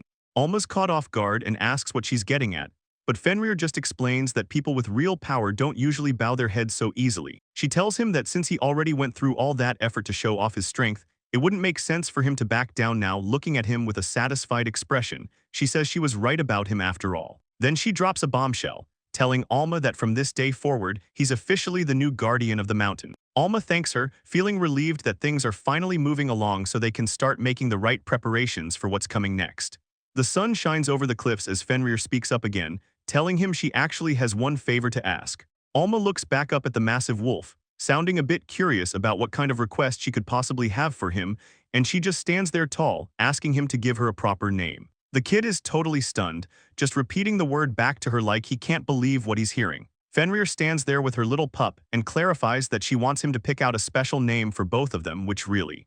Fenrir keeps going, explaining that she wants some kind of proof that she's really his servant, just standing there telling him that's her one wish. Alma eventually gives in and says he'll do it, but he warns her that he's actually pretty bad at picking out names. It's been 2 full days since Luna left the Flander territory, and everything seems quiet for now as Alma still hasn't made it back from the forest. Raul is just hanging around the gate, waiting and keeping an eye out, but there's still no sign of an army or anyone else approaching the area yet. Raul lets out a heavy sigh while Sanya sits right next to him, looking completely drained and over the whole waiting game. The vibe is getting pretty awkward for Raul, and he's basically just wishing Alma would show up already so things can get back to normal when a voice finally calls out from nearby, apologizing for being so late getting back. Raul and Sanya both freak out because there's Alma, just dangling helplessly from the giant wolf's mouth while she stands there like it's nothing. Raul starts yelling, asking what the hell happened and if the wolf finally just wrecked him, while Sanya just stares at Fenrir in total shock.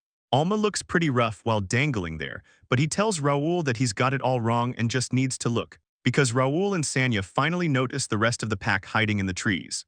Raul can barely get his words out, just staring at the monsters, while Fenrir explains that these creatures actually gathered an army to take out their own mother and rule the forest.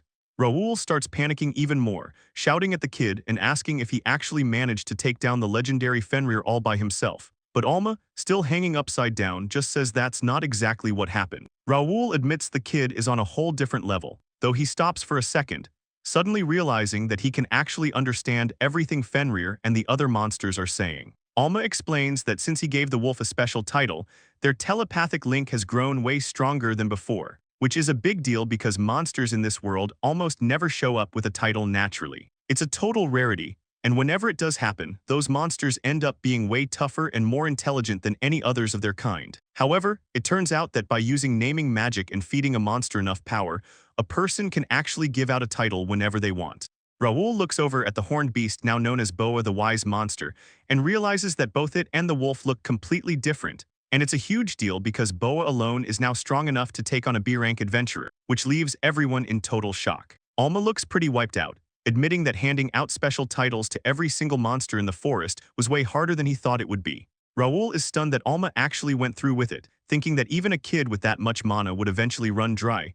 But Alma just looks up and casually confirms that he did it for all 30,000 monsters living in the area. He explains that now there's an entire army of monsters, from the small ones to the massive ones, all ready to protect the land. On top of that, having these titles means their status can be checked from anywhere, making it easy to spot trouble from a distance. Though Alma is still a bit worried that the locals might be terrified of having to rely on monsters for safety after everything that happened. Raul tells him not to sweat it because at this point, that's honestly the least of their problem, especially when the local farmers and villagers are already standing by, looking pretty rough and exhausted from the constant struggle.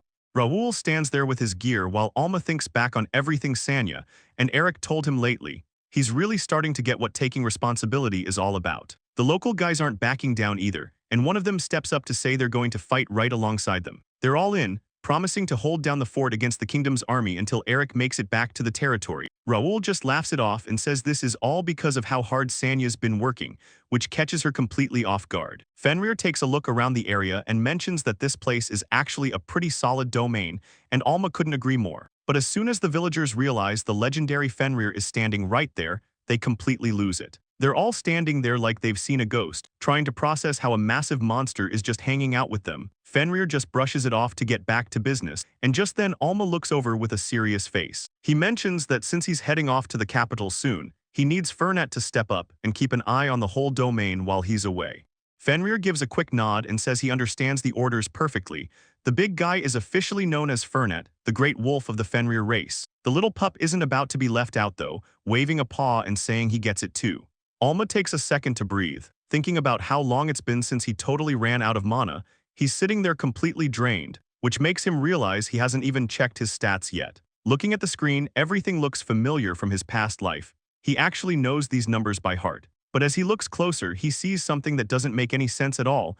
Even though all his crazy high stats carried over, his actual level is stuck at 1. He starts wondering if levels are just a way to track how much someone's abilities have grown, because reincarnated people usually keep all the skills and knowledge they had when they were adults.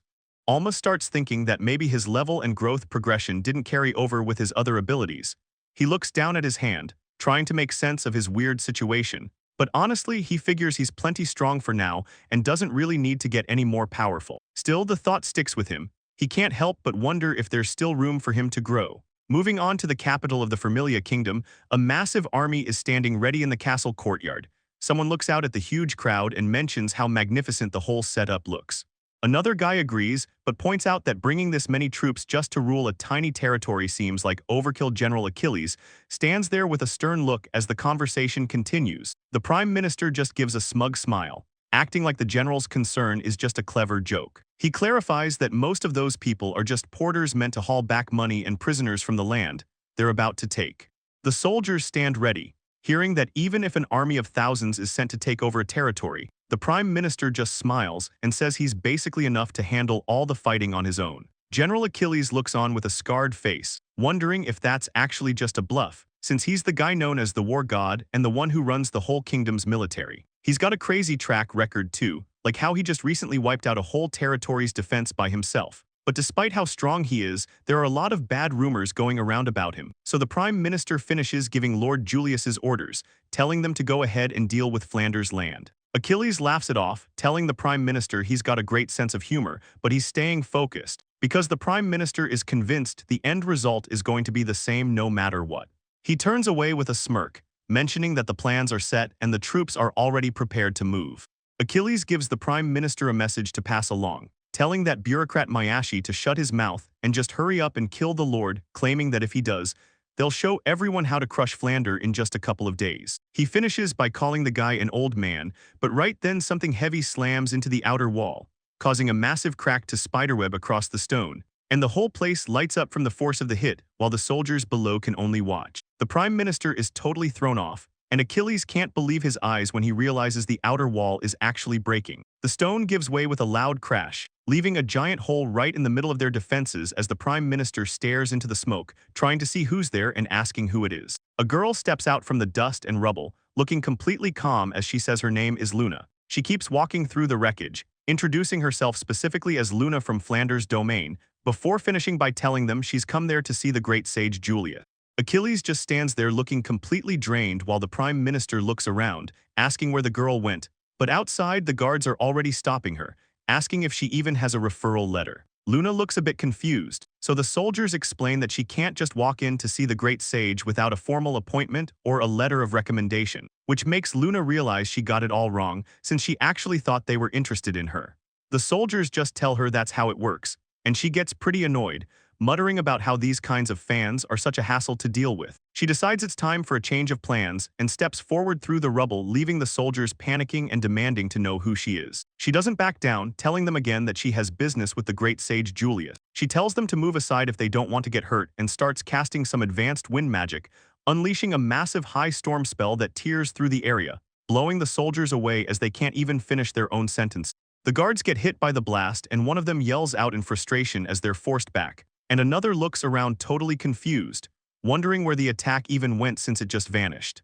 Inside, Edward is just chilling in a chair and laughs, calling Luna a pretty lively intruder. He figures he might as well check things out for himself, and Luna watches in surprise as her magic gets completely cut down right in front of her. Edward tells her to pipe down, warning her that just watching might get her hit by a stray shot, and then he shows up through the mess with a huge, creepy grin on his face.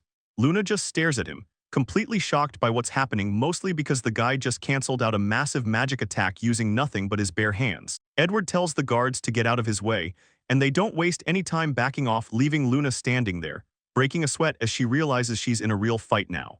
The vibe in the room shifts instantly because the level of power coming from this new guy is just totally different, and Luna can feel it immediately, frozen in place by the insane presence he's giving off. General Achilles keeps walking forward with a completely calm look on his face, leaving Luna shaking so hard she can barely stand, realizing this guy's power is as big as Sage Julius, or maybe even bigger. Achilles finally stops and takes a look at them, sounding pretty disappointed as he asks why it's just a girl and a little kid. He doesn't even think they're worth his time, so he tells them he'll let them go as long as they scram right now, which leaves Luna staring in shock, recognizing him as General Achilles while he complains about losing his chance to blow off some steam. She stands there completely stunned, caught between the fear and wondering if she's actually relieved he's not attacking. One of the guards tries to speak up, reminding the general that even if it's a kid, they're the ones who smashed the castle walls, but Achilles just tells the guards to handle it themselves, since he's got zero interest in picking on women and children. General Achilles looks pretty annoyed as he explains he's in a terrible mood for personal reasons, warning them that if he actually goes all out, he'll end up wrecking everything nearby. But Alma doesn't care, he's already made up his mind no matter how strong this guy is, and Luna backs him up, saying she has to see the great sage Julius because she needs to save her father. So she steps forward and demands that he lets them through, immediately launching a fireball that creates a massive explosion right in front of the general. Achilles just sighs, complaining about how everyone keeps going on and on about Julius, and as the smoke clears, he casually points out that keeping your distance while casting is the smart play, looking completely fine as he admits she hasn't even touched him yet. But he's impressed she knows how to fight someone with unknown powers. Luna isn't backing down at all, immediately following up her last attack with some advanced wind magic, which actually gets a reaction out of Achilles, who thinks it's interesting that a rookie is treating him like a real enemy. Achilles gets a serious look on his face and says if that's how they want to play it, then so be it, instantly moving so fast he's just a blur, while debris starts flying everywhere from the sheer force, triggering a massive shockwave that forces Luna to huddle down just to keep from getting blown away. Achilles doesn't seem stressed at all, casually mentioning that seeing someone use teleportation is actually pretty rare, while Luna is completely losing it, thinking it's impossible for him to cause this much damage just by throwing a single stone, since he managed to rip right through her advanced magic and still had enough power left to smash the stone wall behind her. Before she can even process that, a whole barrage of stones comes flying at her like cannonballs, tearing up the ground and forcing her to scramble out of the way as they whistle past her head. She looks over at him and realizes this guy is on a completely different level than anyone she's ever fought, especially since she notices he's reading her eyes to predict her next move, and his accuracy is only getting better with every shot. Luna isn't holding back and pulls out her water magic, creating a massive aqua shield to completely surround her as she drops a giant aqua fall right on top of Achilles. But Luna is confident because she knows nobody can actually punch through water, so she plans to just wash him away, except she's totally wrong. She loses it when she sees the entire pillar of water getting shoved aside like it's nothing. Achilles is just grinning like a maniac while he charges through her magic with enough force to blow her mind. She realizes he didn't even touch the water. He used sheer wind pressure to push the whole spell back, and the water slams into the castle wall with a huge crash, leaving the area completely wrecked, while Achilles just stands there looking pretty pleased with how things are going. So he starts looking around and asks if she really thinks she can just hide inside the castle walls like that, mentioning that her teleporting away is actually pretty impressive for a girl her age, but he's not letting up. Achilles stands over Luna and tells her to look behind her because the exit is right there, so she should just hurry up and leave, but Eric is staring at the castle walls in shock, seeing how much damage has already been done to the structure, and Achilles starts wondering if this is some kind of physical enhancement gift. But he realizes a normal gift wouldn't give someone this much crazy strength, thinking they might be using magic to boost their speed and the rocks they're throwing. He figures they probably aren't any good with direct attack magic since they haven't used it once. Yet Luna speaks up and tells him she didn't actually run away, which makes Achilles turn around and ask what she's talking about as she gives him a nervous little smile and says she actually wanted to come to this specific spot. The ground suddenly gives way under Achilles, catching him completely off guard as he starts to drop. He can't even process what's happening and just lets out a confused sound while his eyes go wide, and one of the soldiers screams out for Lord Achilles while Eric watches the whole thing go down with a worried look. And just like that, a massive piece of the stone wall slams down and kicks up a huge cloud of dust. Achilles reveals that he actually swapped the space they were standing in with the castle gate, explaining that this massive steel door is basically indestructible unless someone hits it with high-level attack magic. He looks at her with a smug grin and asks if her power lets her move other objects besides herself, and Luna just stands there looking completely overwhelmed while the dust from the collapse starts to clear, leaning in right next to her face. Achilles demands to know one more time where Julius is hiding. He stays focused on her, repeating the question about Julius's location while she looks away, noting how impressive it is for someone as young as her to be using such advanced magic. He goes on to say she must have been lucky enough to get a really powerful gift, but his expression turns dark as he tells her she's exactly the kind of person he can't stand. Luna looks him right in the eye, finally finding her voice to ask why he's so obsessed with finding Julius. Luna looks him in the eye and says she wants to make a deal offering to follow him if he agrees to have her father released, and Achilles is caught off guard, asking if she really means her father, the Lord of the Flander territory, Eric. He gets this intense look in his eye as he repeats the name Flander to himself, suddenly realizing that's the reason the troop dispatch was put on hold, and he starts grumbling about some vile scum trying to expand their own power. Luna just stands there looking confused, but then it hits her that if that's the case, then things are actually way worse than they look. Achilles looks like he's hitting a breaking point, muttering that what's happening is impossible since there isn't even a trace of magic being used. He starts to lose it, looking completely unhinged as he tells himself that if he just gets rid of this mysterious intruder right now, then everything will finally go back to the way it's supposed to be. Meanwhile, Luna watches in total shock, unable to believe that anyone could actually smash through a solid steel door using nothing but their own bare hands. Achilles is looking pretty stressed out. The guy known as the war god is clearly feeling the pressure, and it turns out his hidden power is the berserker gift. He starts clutching at his own body as the truth about his power comes out. He can't actually shoot magic like everyone else, so instead he turns all that internal magic into pure physical energy. Growing up, everyone treated him like a total loser since he couldn't use spells, but he ended up becoming a legend anyway through sheer fighting skill, earning that war god title through nothing but brute force. Back in the moment, he looks around worried and wonders if he's already too late to stop what's happening. Luna realizes things are going south fast. She tells herself she needs to get away and put some distance between them immediately. She leaps back as the floor shatters into pieces from the impact. Achilles isn't impressed at all, just grumbling that using teleportation again is pretty unoriginal, and Luna just stands there, totally shocked by how fast he's moving. The knights watching the fight are completely losing it. One says he just vanished, while another is shocked that Lord Achilles can even teleport, but the reality is way more insane. He isn't using magic at all, he's just jumping at such high speeds that the human eye can't even keep up, and he comes crashing down with a massive punch aimed right at Luna. She's stuck on the ground looking up as the air around him literally explodes from the force of his movement. Luna starts panicking because she knows she's in trouble. She thinks about dodging or teleporting away, but she realizes she's just not fast enough to make it in time. Just as the hit is about to land, something blocks the attack and sends a shockwave through the air, shattering the ground and stopping Achilles dead in his tracks. He's completely caught off guard, his eyes go wide as he tries to process what just happened. A mysterious figure in a black cape stands tall in the middle of the chaos. Achilles gets sent flying back through the debris, while the knights just watch in awe at the person who just saved her. Luna looks up from the floor, slowly starting to realize exactly who just stepped in to help. Achilles looks pretty worried now that he's seen his opponent, and Julius just stands there with his mask on, looking totally calm despite the fight. Achilles finally calls it out. The guy who just showed up is none other than the great sage Julius himself. Julius stands with his back to the chaos, mentioning he just got a report from Edward's messenger. Turns out his guest has been causing quite a bit of trouble, and Achilles can't believe he's calling her a guest, immediately pointing out how much of the wall that intruder just wrecked. But Julius isn't buying it, telling Achilles that most of this damage actually looks like it came from him losing control and rampaging around. Looking at the massive hole in the stone, Julius says he'll just pay for all the repairs and damages out of his own pocket. He tells the shocked knights he'll take care of the paperwork too. He's just going to label the whole fight as an accident during training, and he even offers medical help, saying any soldiers who got hurt or are feeling shaken up should come forward for treatment later. He looks over at the general and asks if there's anything else they need to settle before they wrap this up. Achilles just gives a little smirk and says no, that's everything, and just like that, the soldiers start packing it in. The whole army marches away in perfect rows, leaving the courtyard empty as Luna looks up at her savior, and Julius quietly says her name.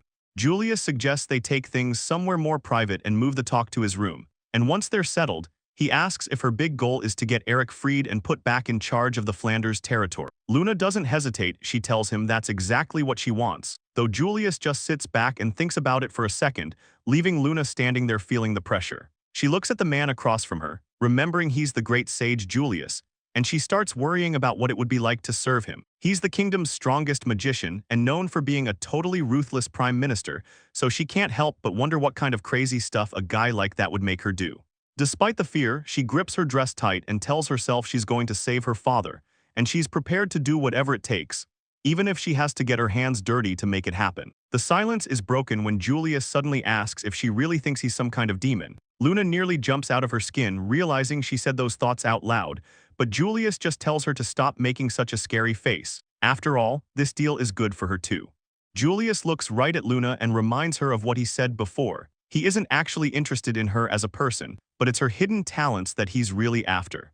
He stares her down from behind his mask, making Luna look up at him in total confusion as she asks why he would even want something like that. So Julius leans in and starts to explain exactly what his goal is. He tells her that Luna's eyes go wide and she completely freezes up, barely able to make a sound after hearing his demand. Nearby, a man starts sweating and loses his cool, asking if he really just heard her say that. He quickly announces that the troop move to Flanders is being called off. They're going to let Lord Eric go and just send some advisors to keep an eye on things instead. Julius stands there with Luna in the middle of the huge hall and clarifies that while that's part of it, it's not exactly what he was getting at. He looks thoughtful for a second and brings up the kid, confirming that yeah, things are moving along. The scene ends with him saying her full name out loud, rough, Luna of the Flanders territory, as he stands there like a shadow. Julius drops a massive bombshell on everyone, announcing that he plans to take Luna as his wife, which leaves Edward sweating and looking completely stressed out as he asks if Julius is actually being serious. Luna just stands there in total silence, her eyes wide as she tries to make sense of what just happened. She can barely get the words out, stammering about a wedding while staring at the desk in front of her. Moving on, Luna snaps and tells him to shut up. Thinking about what a pervert he is and remembering Sanya's warning, she yells that she's an adult and brings up her height to prove it. But Julius doesn't budge, repeating that he's only interested in her power and wants it under his control. Luna looks down, asking if that power is really worth threatening her father and her entire home for, and she stares him down, wondering why he's so desperate to get his hands on that kind of strength. Julius simply tells her the ceremony is tomorrow, leaving Luna sitting alone in her room to think. Julius looks out the window at the dark sky and tells Luna it's getting late, so he's sending someone to show her to her room for the night. As they walk through the halls, Luna realizes that Julius is definitely just using the marriage as a way to get control over her magic power. Luna keeps her head down, looking completely miserable. As they walk, Edward can clearly tell she's taking the news pretty hard. So he looks over at her and tells her to stop making such a gloomy face, since there might be an upside to all this. Edward explains that while he gets why she's upset about a forced marriage, this is actually a huge opportunity that most nobles would kill for, which leaves Luna confused as he goes on about how she'll have more power than most nobles and full access to all the palace's luxury baths and the massive orchards filled with flowers. But the thing that really catches her attention is him mentioning the royal library full of rare magic books.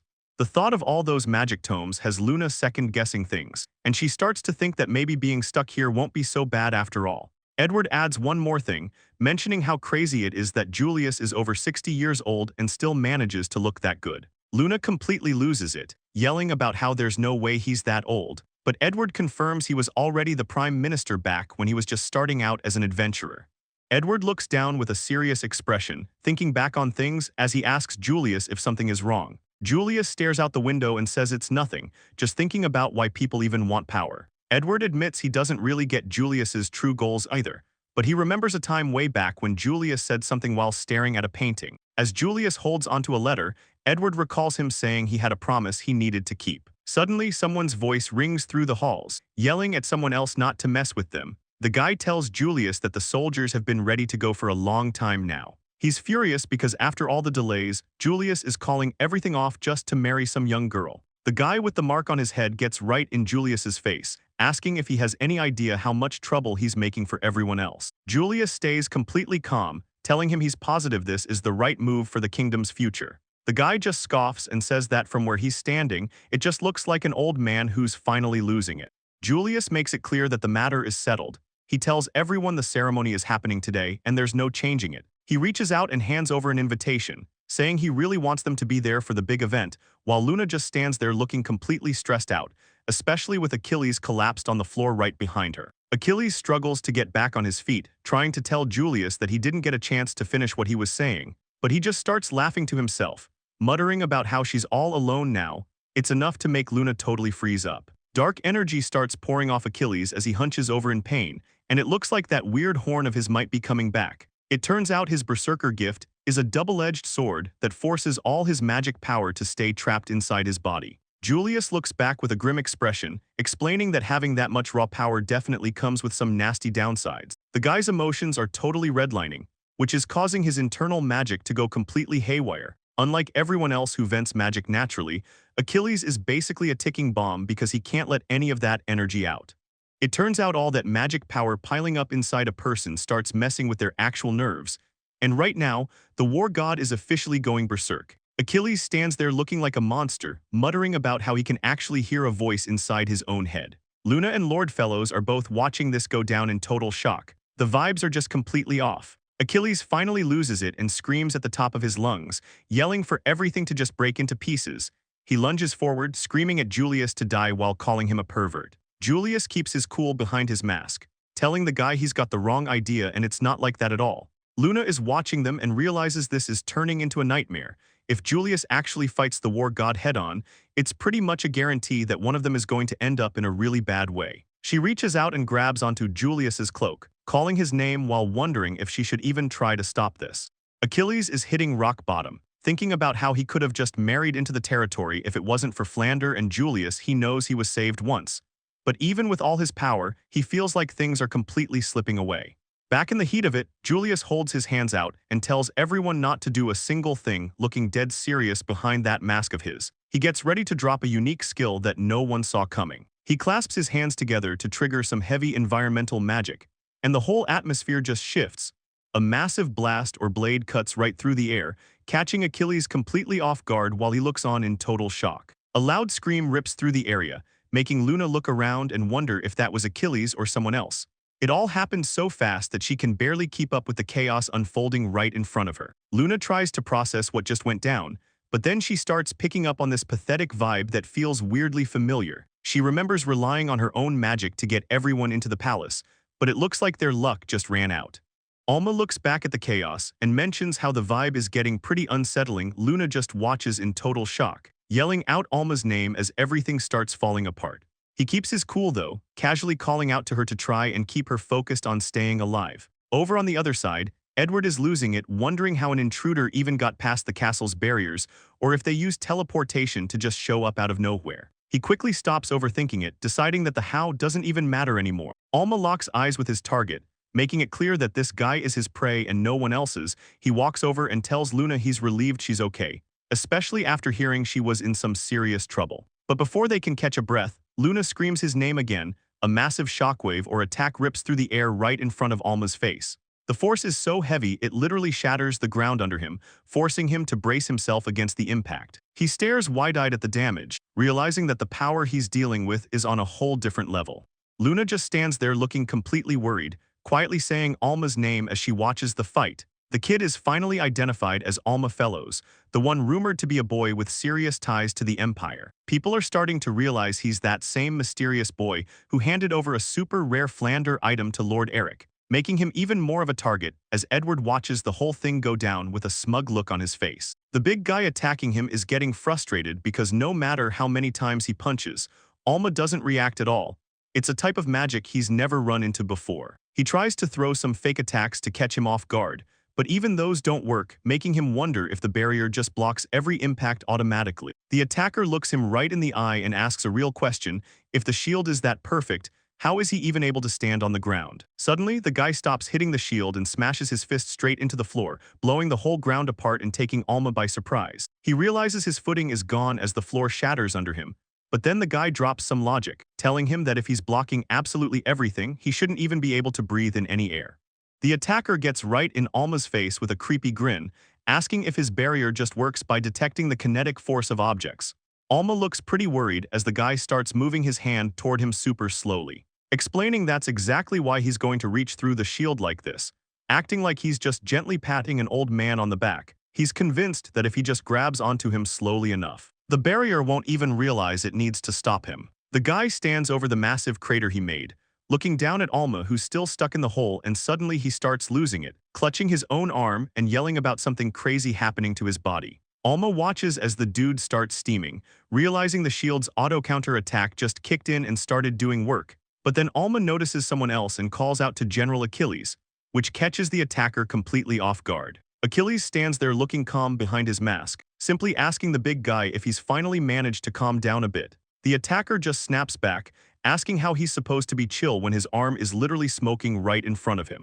Achilles reminds the guy that he's the one who started the fight, but the attacker just yells back that anyone would fight an intruder. Achilles keeps it cool and says Alma is his guest too, which just makes the big guy even saltier. He tells Achilles to stop acting like he won a game of rock, paper, scissors after the fact and finally decides he's had enough. He starts walking off, shouting that he's done and doesn't even care anymore. One of the knights looks pretty worried, asking Achilles if it's really okay to just let the guy walk away like that. Achilles doesn't seem bothered, just stating that the plan to stop the deployment is official now, while the attacker walks away annoyed. The big guy admits to himself that while he can handle one monster, there's no way he can deal with two of them at once. The knight behind him is totally confused about what two monsters he's talking about, then he looks over at Alma and starts putting it together. There's this heavy presence in the room as someone realizes that Julius actually has two of these insane powerhouses on his side. The attacker clenches his smoking arm, promising himself that he's going to get even for the wounds he took today. But for now, things calm down as Achilles turns to Luna's group and starts by apologizing for all the crazy stuff that just went down. The masked man officially introduces himself to everyone as Julius, but he's not just some noble, he's also known throughout the whole kingdom as the Grand Sage. Alma is caught off guard for a second, but he quickly keeps his cool and says he understands who he's dealing with now, realizing this is the exact same legendary figure he's been hearing about in all those rumors lately. Julius doesn't waste any time, asking straight up what brought them all the way here at a time like this.